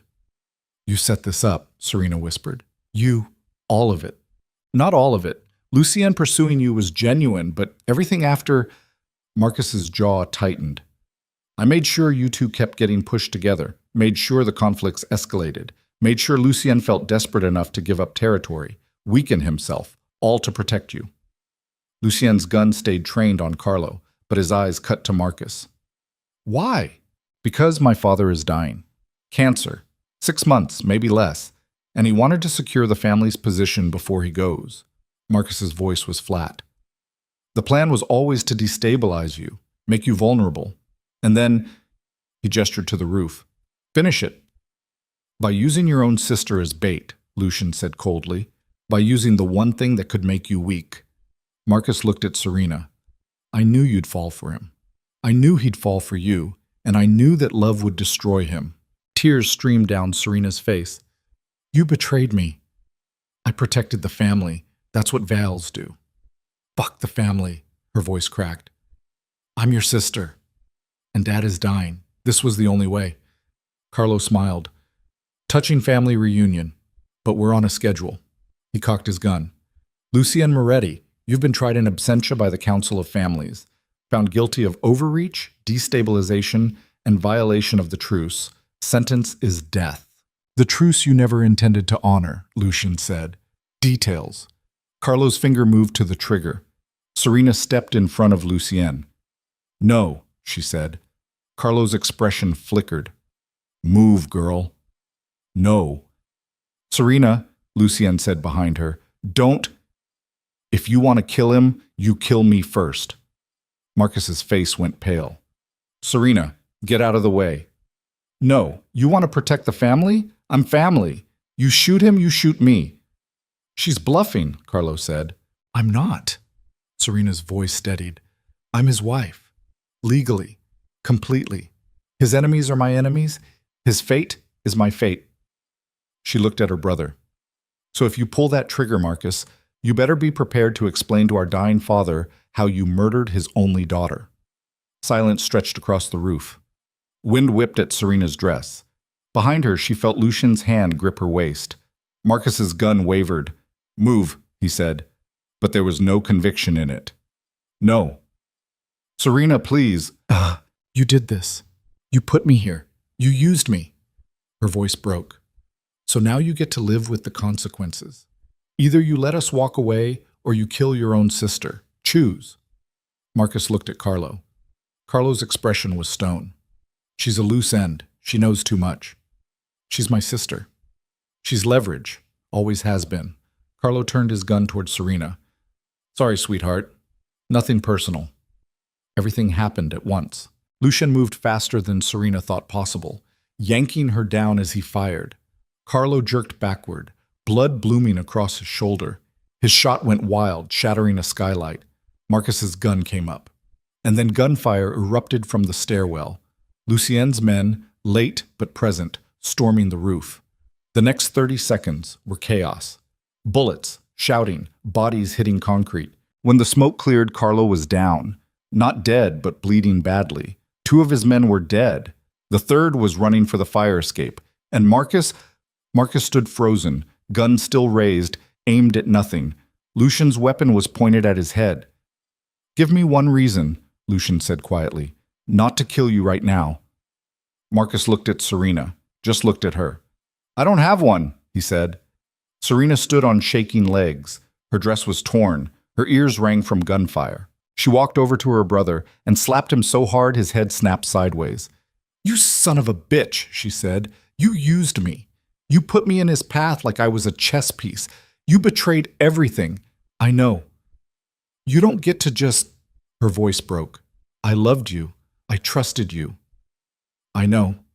Marcus's eyes were hollow. And I'm sorry, but it doesn't change anything. Dad is dying. The family needs... I don't care what the family needs, Serena screamed. I am not a tool for you to use. Lucian stepped forward. Final offer. Tell me where your father is. Tell me who else was involved in this, and I'll let you walk off this roof alive. Marcus smiled, bitter, broken. And then what? I go into hiding? Spend the rest of my life looking over my shoulder? You'll hunt me forever. Yes. Then just do it. Pull the trigger, because I'm not giving you my father. Lucien's finger tightened. Wait, Serena said. Both men looked at her. Let him go, she said. Serena, I mean it. Let him walk away. He's my brother. My only family left besides Dad. I don't want his blood on your hands. On our hands. Lucian stared at her like she'd lost her mind. He tried to have us both killed. I know. And I'll never forgive him. But I won't be responsible for his death either. She met Marcus's eyes. You get one chance. You walk away. You disappear. You never contact me. Never come near us again. And if I ever see you, if you ever threaten Lucien or me or anyone we care about, I will kill you myself. Understand? Marcus nodded slowly. Lucien lowered his gun. Marcus backed toward the fire escape, never taking his eyes off them. At the edge, he paused. For what it's worth, I really am sorry. Then he was gone. Serena collapsed against Lucien, adrenaline crashing, sobs tearing out of her chest. He held her while sirens wailed in the distance, while his men secured the roof, while paramedics arrived for Carlo, who'd probably survived to stand trial for attempted murder. It's over, Lucien murmured into her hair. You're safe. We're safe. But Serena knew better. It wasn't over. Her brother was in the wind, her father was dying, and she'd just learned that her entire relationship with Lucien had been manipulated from the beginning, not by him, but by her own family. Everything she'd thought was real was tainted. Everything she'd believed was a lie. And the man she'd married, the man holding her now, was the only honest thing left in her world, which terrified her more than any bullet ever could. Because if this was honesty, violence and blood and betrayal wrapped in love, then what the hell had her whole life been? She pulled back, looked up at Lucien through tears. I need to know something, she said. Anything. If you'd known, from the beginning, that my brother was using me to get to you, would you still have pursued me? Lucien was quiet for a long moment. Then, yes, because even if the circumstances were manipulated, what I feel for you isn't, and I'd rather have you and all the complications than exist in this world alone. It should have been romantic. Instead, it felt like a life sentence. Serena kissed him anyway, hard, desperate, like she was trying to convince herself that this, them, was worth everything they'd lost. When they finally pulled apart, Lucien's phone was ringing. He answered, listened. His face went blank. What? Serena asked when he hung up. Your father... He just checked himself into a hospice facility downtown. Lucien's eyes met hers. He's asking to see you. Serena's world spun. Her father, dying, asking for her after everything, after using her, after sicking her brother on Lucien, after treating her like a commodity. I'm not going, she said. Serena, he's dying. Good. He should die alone knowing his plan failed. You don't mean that. Don't I? She laughed, bitter. He let Marcus use me, probably ordered it. You think I owe him a deathbed reconciliation? Lucien cupped her face. I think you'll regret it if you don't go. I think 20 years from now you'll wonder what he would have said, and that wondering will eat you alive. Damn him for being right. Will you come with me, she whispered, to visit your father, the man who tried to have me killed? Yes. Lucien smiled, sad, exhausted. Of course. They left the roof together, stepping over blood and brass casings, walking away from the wreckage of the life Serena used to know. And towards something worse, because facing her dying father meant confronting every lie, every manipulation, every moment her family had treated her like a pawn instead of a person. It meant looking into the eyes of the man who'd raised her and seen a stranger. It meant accepting that love, real love, the kind she had with Lucien, came at a cost her family had never been willing to pay. And it meant choosing, once and for all, which world she belonged to, the one she'd been born into, or the one she'd married into. There was no middle ground anymore. Not after tonight, not after everything. Serena took Lucian's hand as they walked toward the stairwell and knew with brutal certainty whatever came next would break her completely, or forge her into something strong enough to survive the wreckage. Either way, the woman who'd walked into the Santoro wedding 3 months ago was gone, and whoever she became on the other side of this, that person would be born in blood and pain and choices no one should ever have to make. The elevator doors closed, and Serena descended into whatever hell awaited below. The hospice facility smelled like disinfectant and death. Serena walked through corridors painted institutional beige, fluorescent lights buzzing overhead, every step feeling like walking toward an execution. Lucian stayed close, his hand on the small of her back, silent support in a place where words would have been useless. A nurse led them to room 307, knocked softly, opened the door. Vincent Vale sat propped against pillows, oxygen tubes in his nose, skin the color of old newspaper. He'd lost 30 pounds since the Santoro wedding, maybe more. The man who'd commanded fear through presence alone now looked like a strong wind could scatter him. But his eyes, those were still sharp, still calculating. "Serena," he said, voice thin but steady. She stopped in the doorway. "Dad." Vincent's gaze shifted to Lucian. Something flickered across his face. Not quite hatred, more like resignation. "Moretti," he said. "Vincent." "Come to gloat?" "No, I came because your daughter asked me to." Vincent's attention returned to Serena. "You brought him. To my deathbed." "He's my husband," she said flatly. "Where I go, he goes." A ghost of a smile touched Vincent's lips. "You always were stubborn." "Learned from the best." Silence stretched between them. The heart monitor beeped steady rhythm. Outside, Boston stretched gray and cold under October clouds. Finally, Serena moved into the room, sat in the chair beside the bed. Lucian stayed standing by the door, giving them space but not leaving. "Marcus told me what happened at the hotel," Vincent said. Serena's jaw tightened. "You knew about the plan." "I sanctioned it." The admission was a slap. Even expecting it, hearing him say it out loud carved something open in her chest. "You used me," she whispered. "Your own daughter." "I used an opportunity. There's a difference." "No, there isn't." Vincent coughed, wet, rattling. When he recovered, blood flecked his lips. "You were always too soft for this world, too idealistic. You thought walking away meant you were free. But Vale blood doesn't wash off, Serena. I was trying to teach you that. By having Marcus push me toward Lucian? By treating me like bait? By showing you that love makes you weak, that caring about someone gives them power over you." Vincent's eyes cut to Lucian.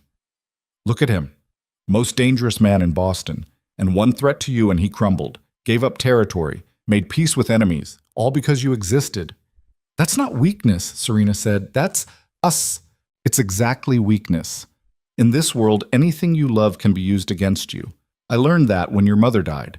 Marcus learned it watching me. And you," he coughed again, "you were supposed to learn it before it got you killed." Serena stood abruptly. "I'm leaving." "Sit down." "No, I came here because I thought," her voice cracked, "I thought maybe you'd apologize. Maybe you'd show one shred of humanity before you died. But you're still the same manipulative bastard you've always been." "Sit down," command in his voice, despite the oxygen tubes, despite the cancer eating him alive. Serena sat, hated herself for it, but sat. Vincent's expression softened almost imperceptibly. "You want an apology? Fine.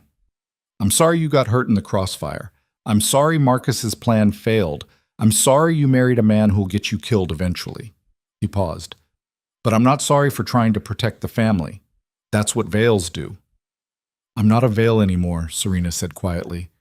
"I'm a Moretti." Something broke in Vincent's face. "Then I have nothing left," he whispered. Serena's eyes burned. You did this. You pushed me away. You used me. You chose the family over." She stopped, breathed. You chose everything over me. So yeah, you have nothing left. And that's on you. Vincent stared at her for a long moment. Then his gaze shifted to Lucien. Take care of her, he said. Lucien moved closer. I will. No, you don't understand. Vincent's voice hardened. Marcus will come for you. Maybe not today, maybe not this year. But he will come. And when he does, he'll use her to destroy you. So you need to be ready to make a choice. What choice? Her or your empire? Because you can't protect both. Lucien's expression went cold. Watch me. Vincent laughed, bitter, knowing. I said the same thing once, about Serena's mother, about keeping her safe while maintaining power. His eyes glistened. I failed, and it killed her. Learn from my mistakes, Moretti. Sometimes the only way to protect what you love is to let it go. Not happening, Lucien said flatly. Then you're a fool. Maybe, but I'm her fool. Vincent looked at Serena. You really love him? Yes. Even knowing what he is? What he'll always be? Especially knowing. Vincent closed his eyes. Then I failed you completely. Serena felt something crack in her chest. This was it. The last conversation with her father, and it was ending in mutual disappointment and broken hearts.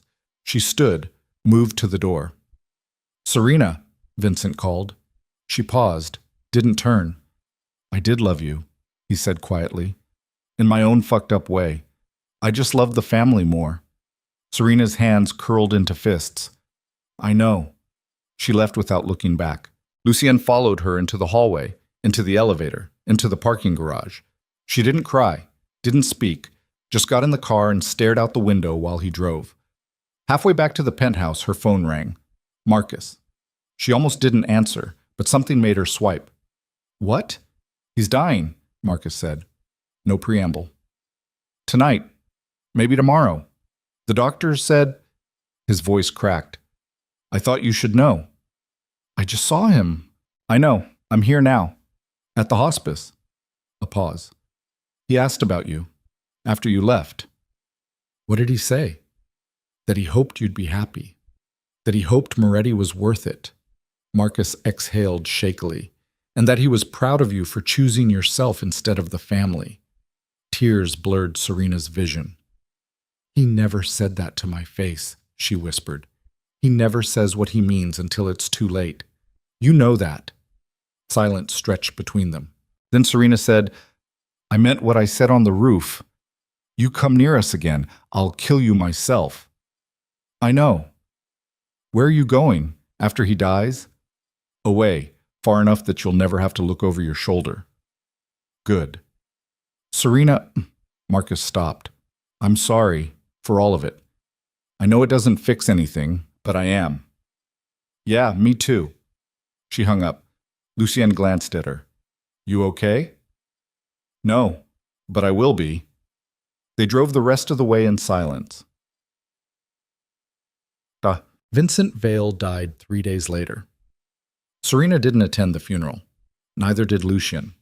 They watched from a distance, a car parked 2 blocks from the cemetery, binoculars trained on the graveside service. Marcus was there, looking hollow, alone. The old guard showed up. Carlo Benedetti, out on bail, arm in a sling, other families paying respects or confirming the power vacuum. This is going to get ugly, Lucien said, watching through the binoculars. Without Vincent holding things together, the Vale's territory will fracture. Carlo will make a move. The Castellanos, maybe others. Let them, Serena said. Not our problem. Lucien lowered the binoculars. It becomes our problem when they start eyeing my territory. Then we deal with it, together. He smiled, small, genuine. Together. They left before the service ended. That night, Serena stood on the penthouse balcony, watching the city lights, thinking about her father, about Marcus, about the family she'd lost and the one she'd chosen. Lucien joined her, handed her whiskey. Regret it? He asked. Which part? Any of it. Serena sipped her drink. I regret that my family used me. I regret that my brother chose them over me. I regret that my father died without ever really knowing me. She looked at Lucian. But I don't regret you. He kissed her, soft, sweet. When they pulled apart, his phone rang. He checked the screen, frowned. Who is it? Serena asked. Unknown, he answered. Yes? Serena watched his expression change, confusion, then fury. When? A pause. How many? Another pause. I'm on my way. He hung up, already moving toward the door. What happened? Serena demanded. The warehouse in Charlestown. Someone hid it, took everything, burned it to the ground. Her stomach dropped. Who? I don't know, but it's the third one this week. Lucian grabbed his gun, his jacket. Someone's making a move, and they're doing it while I'm distracted. I'm coming with you. No, stay here. It's not safe. We're partners, remember? I'm coming. Lucian looked like he wanted to argue, but he just nodded. They drove to Charlestown through late-night traffic, Serena's pulse hammering the entire way. The warehouse was an inferno. Fire trucks surrounded it, water arcing into flames that reached 50 feet high. Police had the area cordoned off. Lucien parked a block away. They approached on foot. One of his men, Daniel, head of the Charlestown operation, met them at the perimeter. How bad? Lucien asked. Total loss. Inventory, equipment, everything. They hit us during shift change, killed 2 guards, took the rest hostage, cleaned us out, then torched the building. Hostages? Released an hour ago, shaken but alive. Did they see who did this? Daniel's expression went dark. Yeah, they saw. Who? The Castellanos. Led by... He stopped, looked at Serena. Led by Marcus Vale. The world tilted. Serena's voice came out strangled. What? I'm sorry, Mrs. Moretti, but the hostages were clear. Your brother was there, gave orders, seemed to be running the operation. Lucien's hand found hers, squeezed. Are you sure? She managed.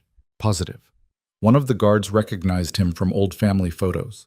Serena felt like she was drowning. He said he was leaving. He said he'd disappear. He lied, Lucien said quietly. Or he changed his mind. Why would he do this? Because your father's dead. The Vales' territory is up for grabs, and Marcus knows the only way to claim it is to take me down first. Serena turned to him. This is my fault. I let him walk away. I should have... You should have what? Killed your own brother? Lucien cupped her face. You made the choice you could live with. That's not a mistake. It is if it gets you killed. I'm not that easy to kill. Daniel cleared his throat. Sir, there's something else. Lucien turned. What? The hostages said Marcus left a message. Said to tell you... Daniel hesitated. Said to tell you this is just the beginning, that he's coming for everything you have, and that you'll never see him coming. Lucien's expression went blank. The calm before violence. How many warehouses do I still have? He asked. 5, plus the shipping operation and the downtown fronts. Pull everyone back. Triple security on all locations. I want eyes on every entrance, every street, every goddamn alley, and I want every resource we have focused on finding Marcus Vale. Yes, sir. Daniel left. Serena stared at the burning warehouse. He's going to destroy you. He's going to try. Lucien, he knows everything. Your security, your operations, your weaknesses. He spent months setting this up. I know. Then how do we stop him? Lucien was quiet for a long moment, watching the flames. Then, we don't stop him. We let him come. And when he does, we end this. Permanently. You mean kill him? Yes. Serena's throat tightened. He's my brother. He's also trying to destroy us. Both of us. Lucien turned to her. I know what I'm asking. I know it's not fair. But if we don't stop Marcus now, he won't stop until one of us is dead. And I won't let it be you. Tears burned her eyes. There has to be another way. If you find one, I'm listening. But right now he's hitting us hard and fast. 3 warehouses in a week. God knows what's next. We're bleeding resources, territory, credibility. Every day we don't respond is a day we look weak. So what do you want to do? I want to find him, bring him in, make him understand that this path ends in his death. Lucien's voice softened. "And I want you to be ready for what that means. Because when the time comes, I won't hesitate. Even for you." The honesty was brutal, but Serena understood. This was war, and in war, there were no half measures. "Okay," she whispered. "Okay? Find him. Do what you have to do." She met his eyes. "But I want to be there. When it happens.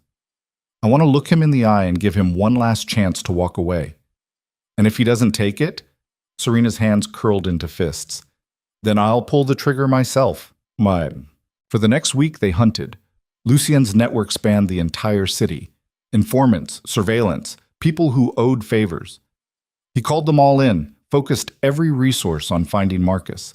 Serena worked alongside him, learned how to read intelligence reports, how to cross-reference sightings, how to think like someone on the run.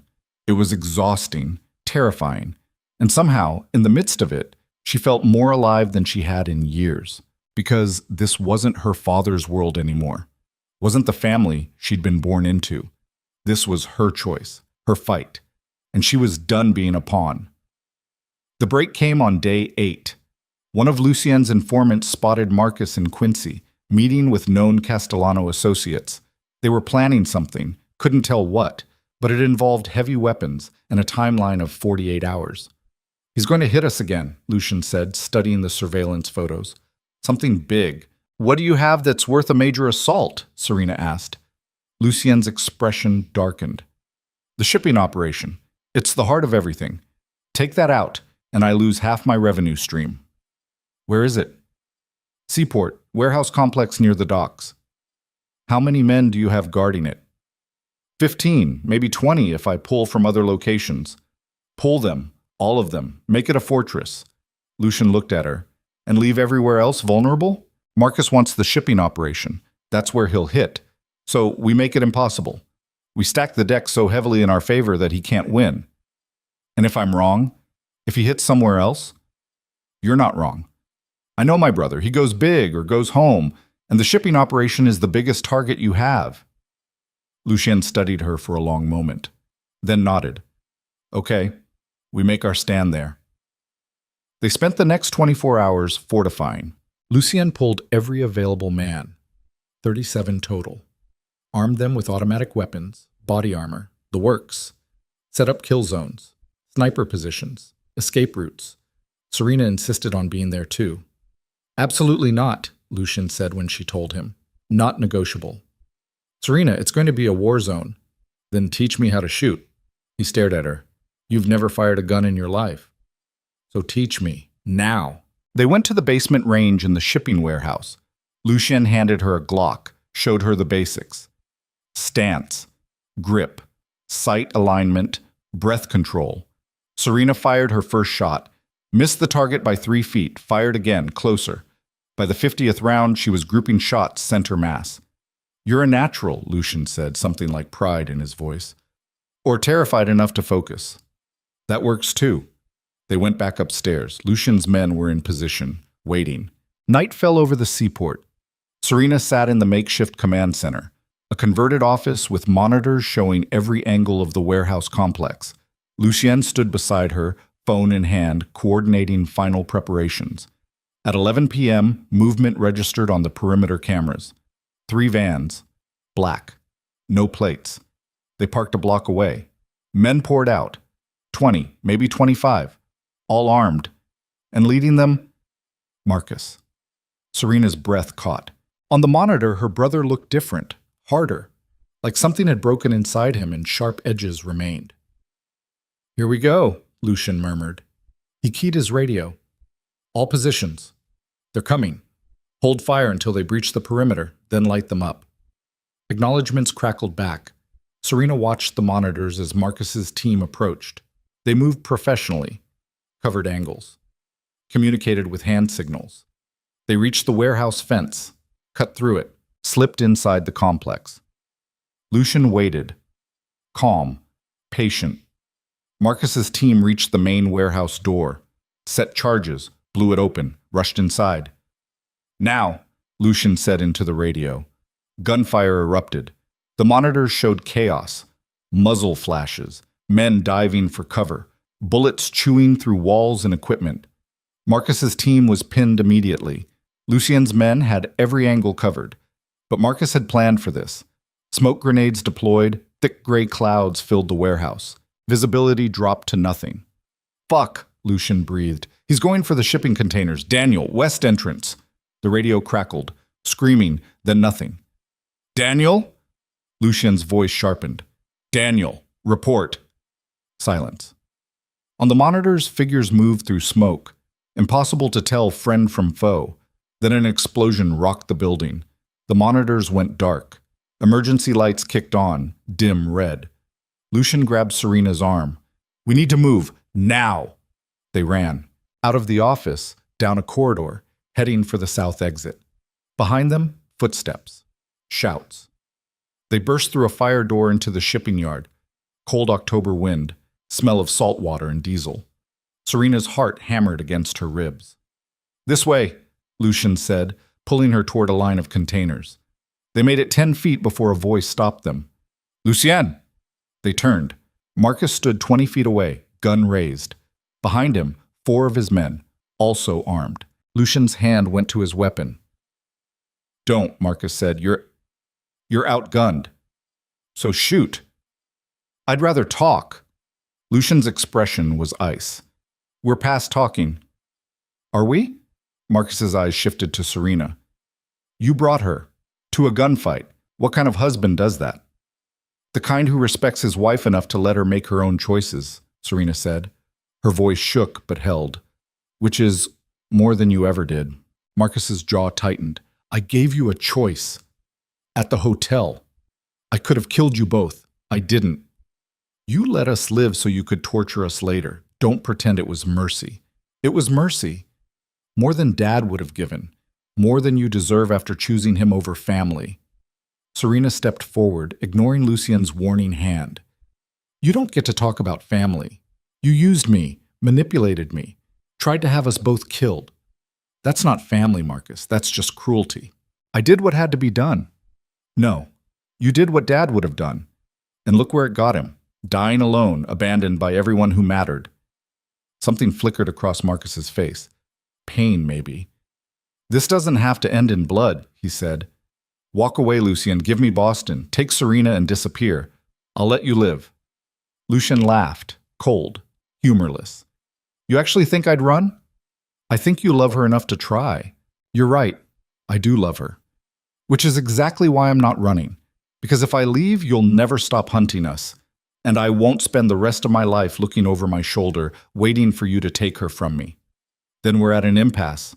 No, Lucien said quietly. We're at an ending. He moved faster than Serena thought possible. Gun up, firing. Marcus dove behind a container. His men returned fire. Lucien grabbed Serena, pulled her behind a shipping crate. Bullets sparked off metal, ricocheted, whined past their heads. Stay down, Lucien said. He returned fire, controlled bursts, covering their position. Serena's hands shook. She pulled the Glock from her jacket, checked the chamber like Lucien had taught her. More gunfire, shouting. Then, silence. Serena risked a glance around the crate. 2 of Marcus's men were down, not moving. The other 2 had retreated behind cover. Marcus was gone. Where is he? Lucien muttered, scanning the yard. Movement. Behind them. Serena spun.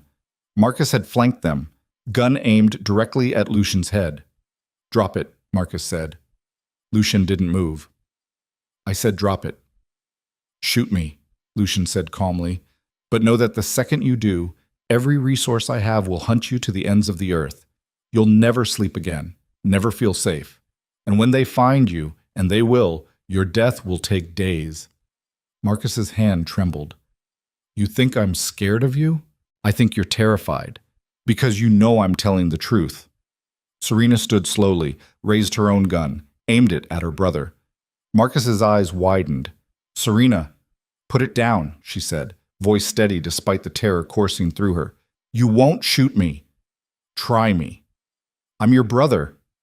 You were my brother. Now you're just a man trying to kill my husband. Her finger tightened on the trigger.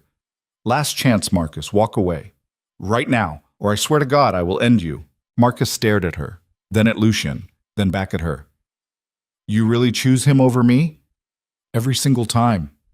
Something broke in Marcus's expression. His gun lowered, just slightly. That's when Lucian moved. Fast, brutal, grabbed Marcus's wrist, twisted, disarmed him in 2 seconds, shoved him to the ground, gun to his head. Give me one reason, Lucian said, voice like gravel. Marcus looked up at Serena. Because she'll never forgive you if you pull that trigger. Lucien's finger tightened. Wait, Serena said. He paused. Didn't move the gun, but paused. Serena approached slowly, looked down at her brother, this man she'd grown up with, shared a childhood with, loved despite everything. He's right, she said quietly. If you kill him, part of me will die too. Not because I love him more than you, but because he's the last connection to who I used to be, and killing that... Her voice cracked. I don't know if I can survive that. Lucien's expression was unreadable. So what do you want me to do? Let him go, one last time, and if he ever comes back, if he ever threatens us again... She looked at Marcus. Then I'll do it myself. Marcus's eyes glistened. Lucien stepped back, lowered his gun. Go, he said. Before I change my mind. Marcus stood slowly, looked at Serena. I'm sorry, he whispered, for all of it. I know. He backed away, into the shadows. Gone. Serena collapsed against Lucien, adrenaline crashing. Around them, the warehouse still burned. Sirens wailed in the distance. We need to leave, Lucien said. Police will be here in minutes. They ran, made it to Lucien's car parked 3 blocks away, drove through Boston streets, silence heavy between them. Finally, Serena said, I let him go again. I know. You think I made a mistake? Lucien was quiet for a long moment. Then, I think you made the only choice you could live with, and I love you for it, even if it means we're never safe. Serena's hand found his across the console. We're never safe anyway, she said. Not in this world, so we might as well choose love over survival.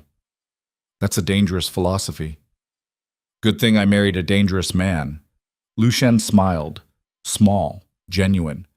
They drove back to the penthouse as dawn broke over Boston, and Serena understood with brutal clarity. This wasn't over. Marcus was still out there, still a threat. Other enemies would rise, other wars would come, but she'd made her choice. Not her father's world, not her brother's ambitions. Lucien, and whatever came with him. She'd burned her bridges, chosen her path, and whatever hell waited on the other side, she'd face it standing beside the most dangerous man in Boston. Because that's what love meant in a world built on blood and violence. You chose your person, and you fought for them, until there was nothing left to fight with. The penthouse felt different when they returned that morning. Not the space itself, still glass and steel and minimalist wealth overlooking Boston Harbor. But the air inside it had changed. Heavier. Like the walls themselves knew what had happened in that burning warehouse, knew the blood spilled and the choice Serena had made when she'd aimed a gun at her own brother. She stood by the window, still wearing clothes that smelled like smoke and gunpowder, watching the sun climb over the water. Behind her, Lucien made coffee in silence. The domestic gesture felt surreal after the violence, after everything. You should sleep, he said, bringing her a mug. I can't. Try anyway. She took the coffee, didn't drink it, just held it, absorbing warmth into hands that wouldn't stop shaking. He's going to come back, she said quietly. Marcus, he won't stop until one of us is dead. Lucien moved beside her, shoulder touching hers. I know. So what do? We prepare. We stay vigilant, and when he makes his move, Lucien's jaw tightened. We end it, for real this time. Serena closed her eyes. Don't know if I can. You won't have to. When the time comes, I'll handle it. That's not fair to you. I don't care about fair. I care about keeping you alive. He turned to face her. You gave him 2 chances, Serena. 2 more than most people in this world ever get. Whatever happens next is on him, not you. She wanted to believe that, wanted to feel absolved, but guilt sat heavy in her chest anyway. They spent that day in careful quiet. Lucien made calls, coordinated with what remained of his organization. The warehouse attack had been devastating. 7 of his men dead, millions in inventory lost, the shipping operation crippled. Marcus had struck a killing blow. And the other families smelled blood. By evening, Lucien's phone was ringing nonstop. Other bosses testing boundaries, rivals making overtures, everyone repositioning for the power vacuum they sensed coming. Serena listened to him navigate conversations with steel-edged patience, promising retribution, projecting strength even as his empire bled. Around midnight, exhaustion finally dragged her to bed. She slept fitfully, dreaming of warehouses burning, and her brother's face the moment she'd pointed a gun at him. She woke to an empty bed and the sound of breaking glass. Adrenaline snapped her fully awake. Voices. Downstairs. Lucien. Sharp, commanding. And another voice. Familiar. Marcus. Serena grabbed the Glock from the bedside table and moved toward the stairs. In the living room, Lucien stood facing Marcus across 10 feet of hardwood floor, both armed, both tense, and between them, a teenage girl Serena had never seen before. 16, maybe 17. Terrified. Zip-tied to one of Lucien's dining chairs. "What the fuck is this?" Serena demanded, weapon raised.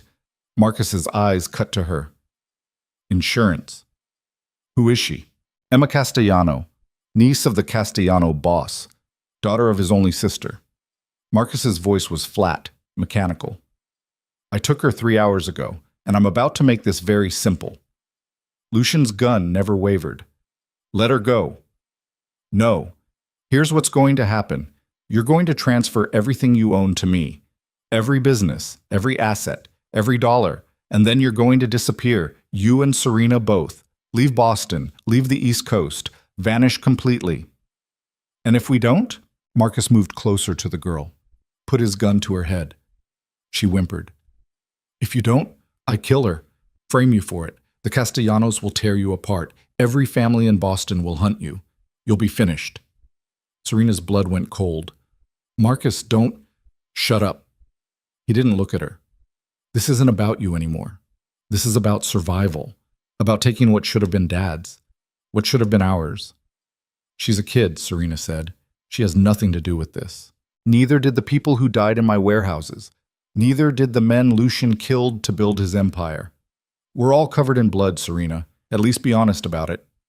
Lucien's expression was carved from ice. "You won't do it." "Won't I?" Marcus cocked the hammer. "You don't know me anymore, Lucien. You don't know what I'm capable of." "Then prove it. Pull the trigger. Show your sister exactly what you've become." Marcus's hand trembled.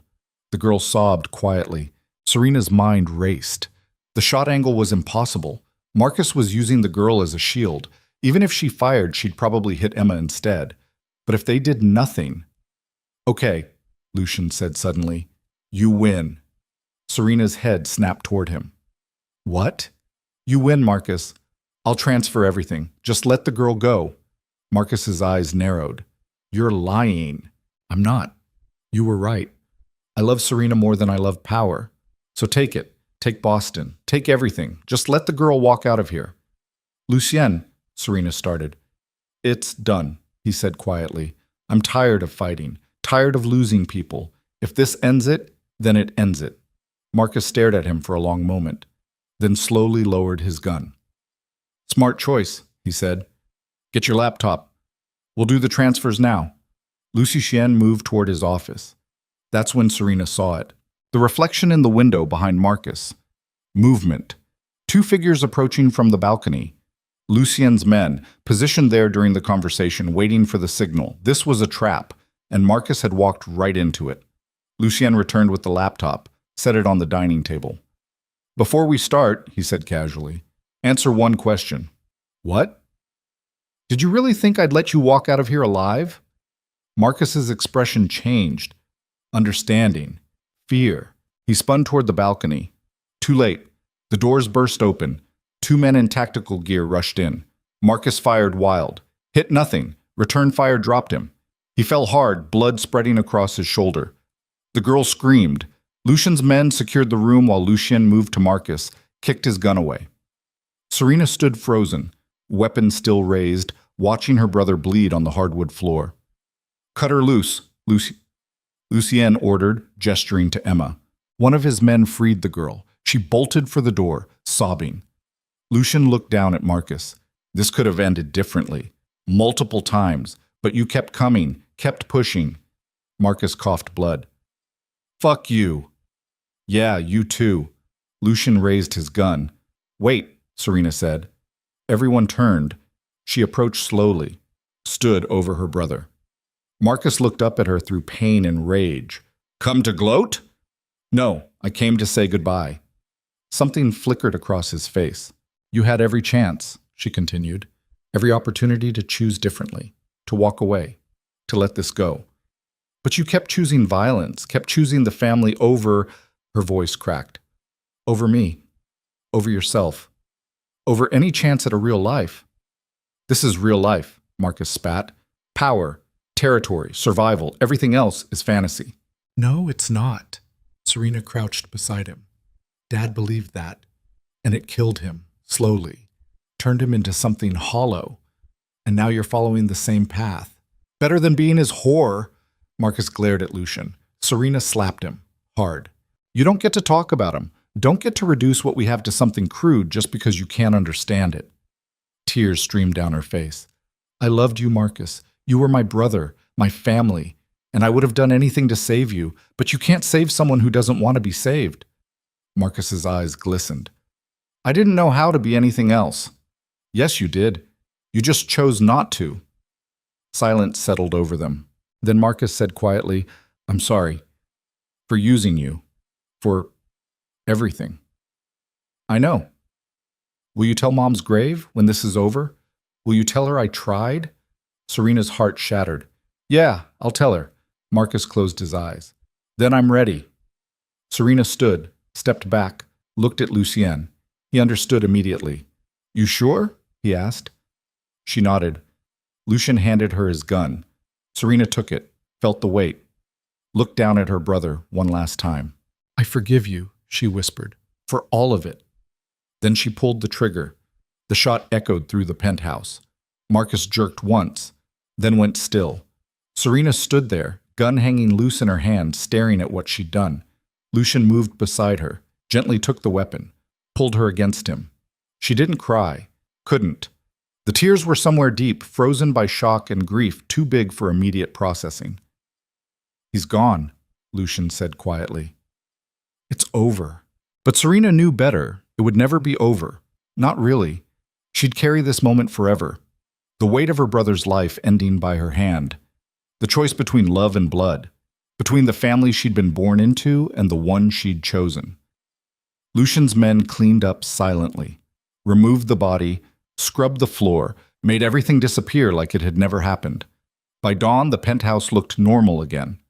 Serena sat by the window, watching the sunrise, feeling hollowed out. Lucian brought her coffee, sat beside her. Regret it? He asked softly. Killing him? No. He would have kept coming, would have hurt people, killed people. This was mercy, in a fucked up way. Then what do you regret? That it had to be me. That it came to this. She looked at him. That loving you meant losing everyone else. Lucien's expression crumpled slightly. I'm sorry. Don't be. I chose this, chose you, and I'd choose you again. She took his hand. But that doesn't mean it doesn't hurt. They sat in silence, watching Boston wake up below them. Eventually, Lucian said, What happens now? Now we rebuild. Figure out what's left, move forward. Together? Always.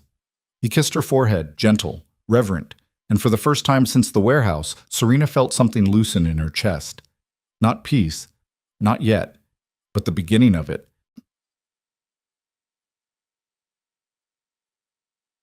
3 weeks later, the Castellano boss called. Lucien took the meeting in a neutral location, a restaurant in Cambridge, public enough to prevent violence, private enough for honest conversation. Serena went with him. Antonio Castellano was 60, gray-haired, carrying the weight of decades in this world. He looked at Serena with something like respect. You returned my niece unharmed, he said. For that, you have my gratitude. She was innocent, Serena replied. She didn't deserve to be used. Antonio nodded. Your brother. I heard what happened. He made his choices, as we all do. Antonio turned to Lucien. The old wars are over. Your territory is secure. Mine is secure. I propose we maintain that balance. Agreed, Lucien said. No more incursions. No more testing boundaries. And the girl? Antonio gestured to Serena. She's truly your partner? Not a weakness to exploit? Lucien's expression went cold. She's my wife, my equal. Anyone who touches her answers to me. Antonio smiled faintly. Then we understand each other. They shook hands. The truce was real this time, built on mutual respect instead of fear. When they left the restaurant, Serena felt lighter. One less enemy, she said. One less, Lucien agreed. They drove back to the penthouse through autumn streets, leaves falling gold and red. Over the next months, something shifted. Lucien began delegating, trusting his lieutenants with operations he'd previously controlled personally, spending more time at home, more time with Serena. She restarted her design business, took on clients, created logos and websites for startups that had no idea who she was married to, and slowly, impossibly, they built something normal, dinners together, movies on the couch, quiet mornings drinking coffee and reading the news. The violence still existed. Lucien still handled problems, still made hard decisions, but he came home, always came home. 6 months after Marcus died, Serena realized she was pregnant.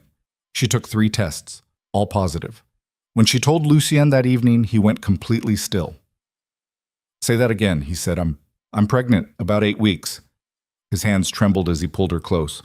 Are you sure? Positive. 3 tests, sure. Lucien's eyes closed. I don't know how to be a father. You'll learn. We both will. What if I'm terrible at it? What if I become my father? Serena cupped his face. You won't, because you're already worried about it. Your father never was. I've done terrible things, Serena. Killed people, hurt people. How do we raise a child in this world? By being better. By choosing differently. By making sure they know love instead of fear. Lucien kissed her. Hard. Desperate. Like she was oxygen and he'd been drowning. When they pulled apart, tears streaked his face. I'm terrified, he whispered. Me too. But you're happy? Terrified and happy, both. He laughed through tears. That sounds about right. The pregnancy was difficult. Morning sickness, exhaustion, anxiety about bringing a child into their complicated world. But Lucien was there for all of it. Held her hair when she vomited, rubbed her feet when they swelled, read pregnancy books cover to cover and asked their doctor 1,000 questions. Serena watched him transform, not into someone soft, Lucien would never be soft, but into someone capable of tenderness alongside the brutality. Someone who could negotiate a territory dispute in the afternoon and assemble a crib in the evening. Her father would have called it weakness. Serena called it growth. 7 months into this pregnancy, they received an envelope with no return address. Inside, a single photograph. Marcus. Taken years ago, smiling, happy. On the back, handwritten, I'm sorry for everything. I hope you find peace. M. Serena stared at it for a long time. How? She whispered. I shot him. I watched him die. Lucien took the photo, studied it. The handwriting's wrong, not Marcus's. Then who? Someone who knew him, knew what happened, sending a message. Serena's hands curled into fists. Is this a threat? I don't know, but I'll find out. He made calls, ran investigations, tracked the envelope through 3 cities and 2 countries. The trail ended at a P.O. box in Montreal, paid for in cash. No cameras, no witnesses. Whoever sent it had vanished. Eventually, Lucien said, maybe it's what it looks like. Someone who cared about Marcus sending closure. Or someone reminding us they're out there, that they know what we did. Either way, we can't live in fear, can't let ghosts control us. Serena nodded, but she kept the photo, tucked it away in a drawer she rarely opened. A reminder that the past was never truly dead, just waiting. Their son was born on a cold February morning. 8 pounds, dark hair, lungs that could wake the dead. Lucien held him for the first time and cried. No shame, no hiding, just tears streaming down his face as he stared at this tiny life they'd created. "What do we name him?" Serena asked, exhausted and elated in the hospital bed. Lucian was quiet for a long moment. Then, "Gabriel. After no one. Just his own person." "Gabriel Moretti," Serena tested. "I like it." She watched Lucien with their son, this dangerous man reduced to gentleness by 8 pounds of humanity. His hands, which had killed and destroyed, now cradled fragile life with desperate care. "I promise," he whispered to Gabriel. "I promise I'll be better. I'll be worthy of you." The baby yawned, and Serena understood something profound. Love didn't erase the violence, didn't undo the choices they'd made or the blood they'd spilled. But it gave meaning to survival, gave purpose to the fight. They'd clawed through hell to get here, lost family, killed enemies and people they'd loved, built a life on foundations of brutality and hard choices. But they'd also found something real, something worth protecting, worth dying for, worth living for. Gabriel's first year passed in sleepless chaos, diapers, feedings, the particular terror of keeping a tiny human alive. Lucien scaled back his organization further, promoted trusted people into leadership positions, let go of territory that cost more to maintain than it generated. Some of the old guard grumbled, called him soft, weak. He didn't care. Power meant nothing if he missed his son's first steps, first words, first everything. Serena watched him change with something like wonder. This man who'd once orchestrated wars now sang lullabies at 3 a.m., changed diapers without complaint, wore baby vomit on $1,000 suits and laughed about it. "Your father would be horrified," she said one night, watching him rock Gabriel to sleep. "Good. Means I'm doing it right." When Gabriel was 18 months old, they sold the penthouse, bought a house in Brookline, normal, suburban, with a yard and a swing set and neighbors who had no idea who Lucien Moretti was. They kept security. Some habits never died, but subtly, professionally. To the outside world, they were just another young family. Wealthy, sure, but normal. Serena restarted her art classes, taught neighborhood kids on Saturday mornings. Lucien still handled business, still made hard decisions. But he came home for dinner, read bedtime stories, taught Gabriel to throw a baseball in the backyard. And slowly, impossibly, they built the life Serena had dreamed of when she'd first walked away from her family. Not perfect, never perfect, but real, honest. Theirs, that. On Gabriel's 3rd birthday, they threw a party. Kids from the neighborhood, cake, balloons, chaos. Serena stood in the kitchen, watching through the window as Lucien pushed Gabriel on the swing, both of them laughing. A knock at the door interrupted her thoughts. She opened it and froze. A woman stood there. 50s, elegant, familiar in a way Serena couldn't place. "Can I help you?" Serena asked. The woman smiled, sad, knowing. "You don't recognize me, but I recognize you. You look just like your mother." Serena's blood went cold. "Who are you?" "My name is Catherine. She paused. "I was your father's sister, your aunt." The world tilted. Serena had never known her father had a sister. He'd never mentioned family beyond his own children. "I didn't know he had. He cut me off 30 years ago, when I told him I was leaving the life, marrying someone outside the organization. He said I was dead to him." Catherine's eyes glistened. "I tried to reach out over the years, especially after your mother died. But Vincent, he was stubborn, unforgiving." "Why are you here now?" "Because he's gone. Because Marcus is gone.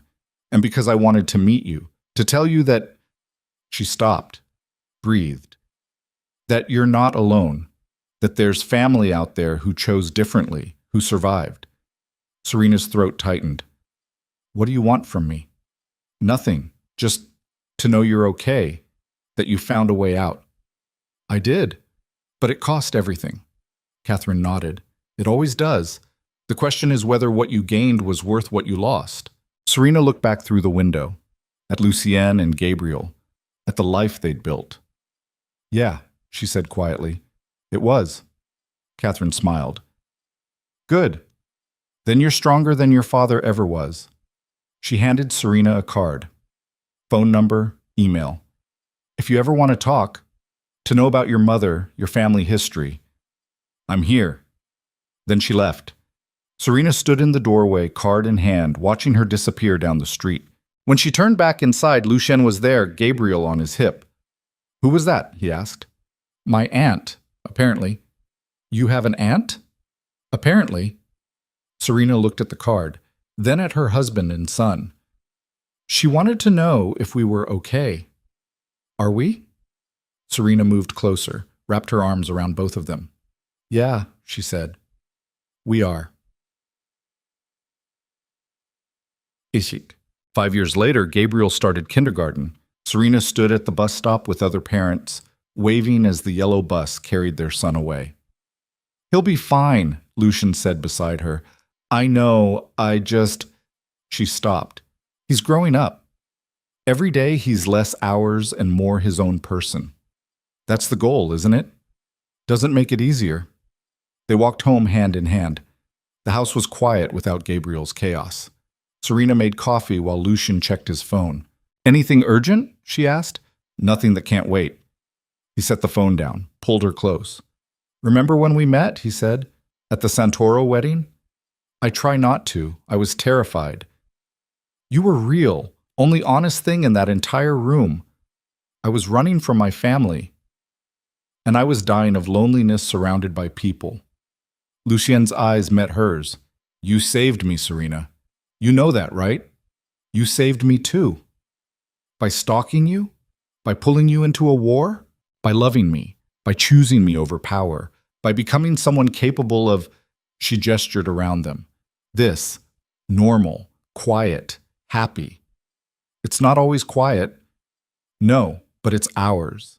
He kissed her, soft, sweet, the kind of kiss that held years of history and promises kept. When they pulled apart, Serena said, I need to tell you something. What? I contacted Catherine, my aunt. We've been talking. Email mostly. She told me about my mother, about what she was like before she married my father. Lucien studied her. How do you feel about that? Strange. Like I'm piecing together a person I never really knew, but good strange. Like I'm finding parts of myself I thought were lost. I'm glad. She wants to meet Gabriel, says she has cousins his age, a whole side of the family I never knew existed. Do you want that? Serena was quiet for a moment, then, yeah, I think I do. Not to replace what we have, but to expand it. Give Gabriel more than just us, more than just your world. Then we do it, together. That evening they sat on the back porch watching the sun set over suburban Boston. Do you ever regret it? Serena asked. Giving up the empire? Becoming this? Lucien considered. Sometimes I miss the control, the power, the certainty. He looked at her. But then Gabriel laughs, or you smile at me across the dinner table. And I remember that power is just organized fear. Control is just elaborate loneliness. And this, he gestured to the house. This is the only real thing I've ever had. Even with all the violence it took to get here, especially because of it, we fought for this, bled for it, lost people we loved for it. That makes it sacred. Serena leaned against him. I killed my brother for this. I know. I see him sometimes, in dreams. He asks me if it was worth it. What do you tell him? That I hope so, that I'm trying to make it worth it, that Gabriel will grow up knowing love instead of fear, and maybe that's enough. Lucien's arm tightened around her. It's enough. It has to be. They sat in comfortable silence as stars emerged overhead. The violence still existed. In Lucien's business, in the world beyond their suburban bubble. But here, in this moment, there was peace. Hard-won, blood-bought, precious because of its cost. Low amounts. On Gabriel's 10th birthday, they received another envelope. No return address. Postmarked Montreal. Inside, a newspaper clipping. Obituary section. Marcus Vale. Died peacefully in Montreal. Survived by Sister Serena Moretti. Serena's hands shook. It's not possible, she whispered. I shot him. Lucien took the clipping. Read it carefully.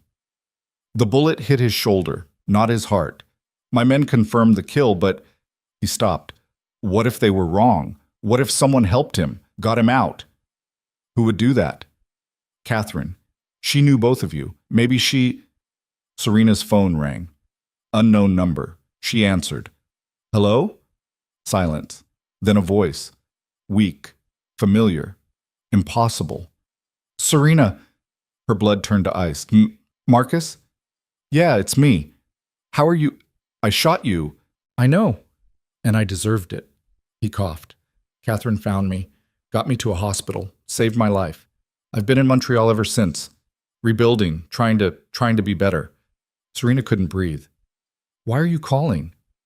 Because I'm actually dying now, cancer, like Dad. And I wanted... His voice cracked. I wanted to apologize, for real, for using you, for everything. You faked your death. Catherine did. She thought you needed closure. Thought I needed a chance to disappear, to become someone new. Did you? Become someone new? I tried, got a regular job, met someone, almost normal. He laughed bitterly. But the cancer doesn't care who you try to be. Tears streamed down Serena's face. Why tell me this now? Because I don't want to die with lies between us. You're my sister. I loved you. Even when I used you, I loved you. And I'm sorry I wasn't strong enough to choose you over everything else. Serena closed her eyes. I forgive you. You shouldn't. I know, but I do anyway. Marcus was quiet for a long moment. Thank you. For that. For everything. Marcus, I have to go. I just wanted you to know that I'm sorry, that I hope you're happy, that Gabriel... Yeah, Catherine told me about Gabriel. I hope he grows up better than we did. He will. Good. That's good. The line went dead. Serena stood there, phone pressed to her ear, listening to silence. Lucien pulled her close. What do you need? I need to know it's really over, that the past is actually dead this time. It is. I promise. 2 weeks later, Catherine called. Marcus had died, peacefully, in his sleep. She'd taken care of the arrangements, cremated him, scattered his ashes in the St. Lawrence River. He asked me to tell you something, Catherine said, at the end. What? That he was proud of you, for choosing love, for being braver than he ever was. Serena hung up and cried for an hour. Not for the brother who'd used her, but for the boy he'd been before their father twisted him into something hollow and brutal. For all the ways their family had failed them both. For the fact that survival had cost him everything, while it had given her this strange, bloody, beautiful life. That night, she told Gabriel about his uncle. Not the violence, not the betrayal, just that she'd had a brother once, that he'd made mistakes, that he'd tried to be better at the end. Gabriel listened with the serious expression of a 10-year-old trying to understand adult pain.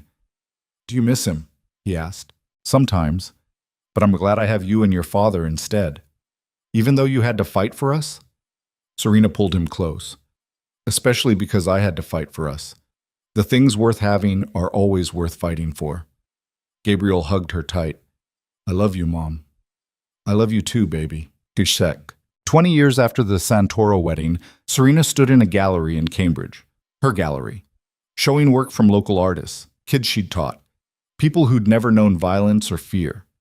Lucien was there, gray at the temples now, but still sharp, still dangerous when necessary, still hers.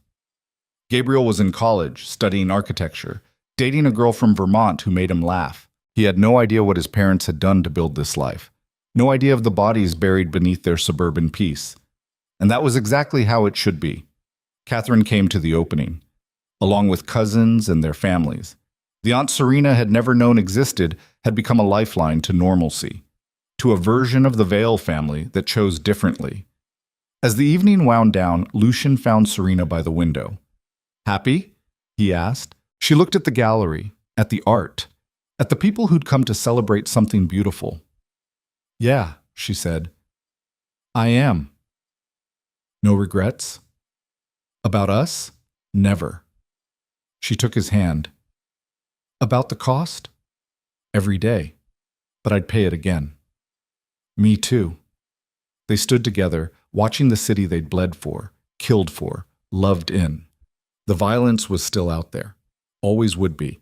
But here, in this moment, there was peace. And for people like them, people who'd clawed their way out of darkness, peace was the greatest victory of all. Years later, when Serena was old and Gabriel had children of his own, she would tell him the truth. Not all of it. Never all of it. But enough.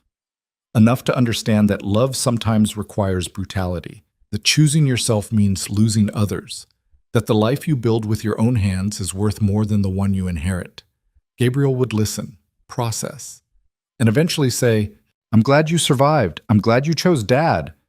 I'm glad you chose us." And Serena would understand that despite everything, despite the blood and the betrayal and the brutal choices, she'd done one thing right.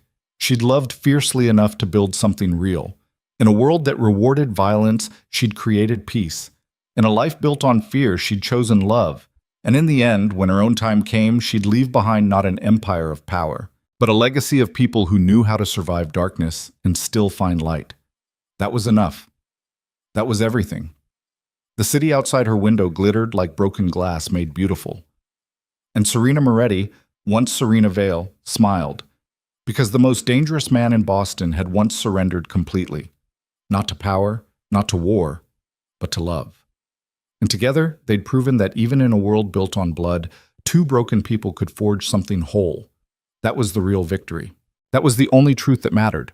And as the years stretched ahead, full of quiet mornings and loud family dinners, and all the beautiful mundane chaos of ordinary life, they held on to it, together, always together, until the very end.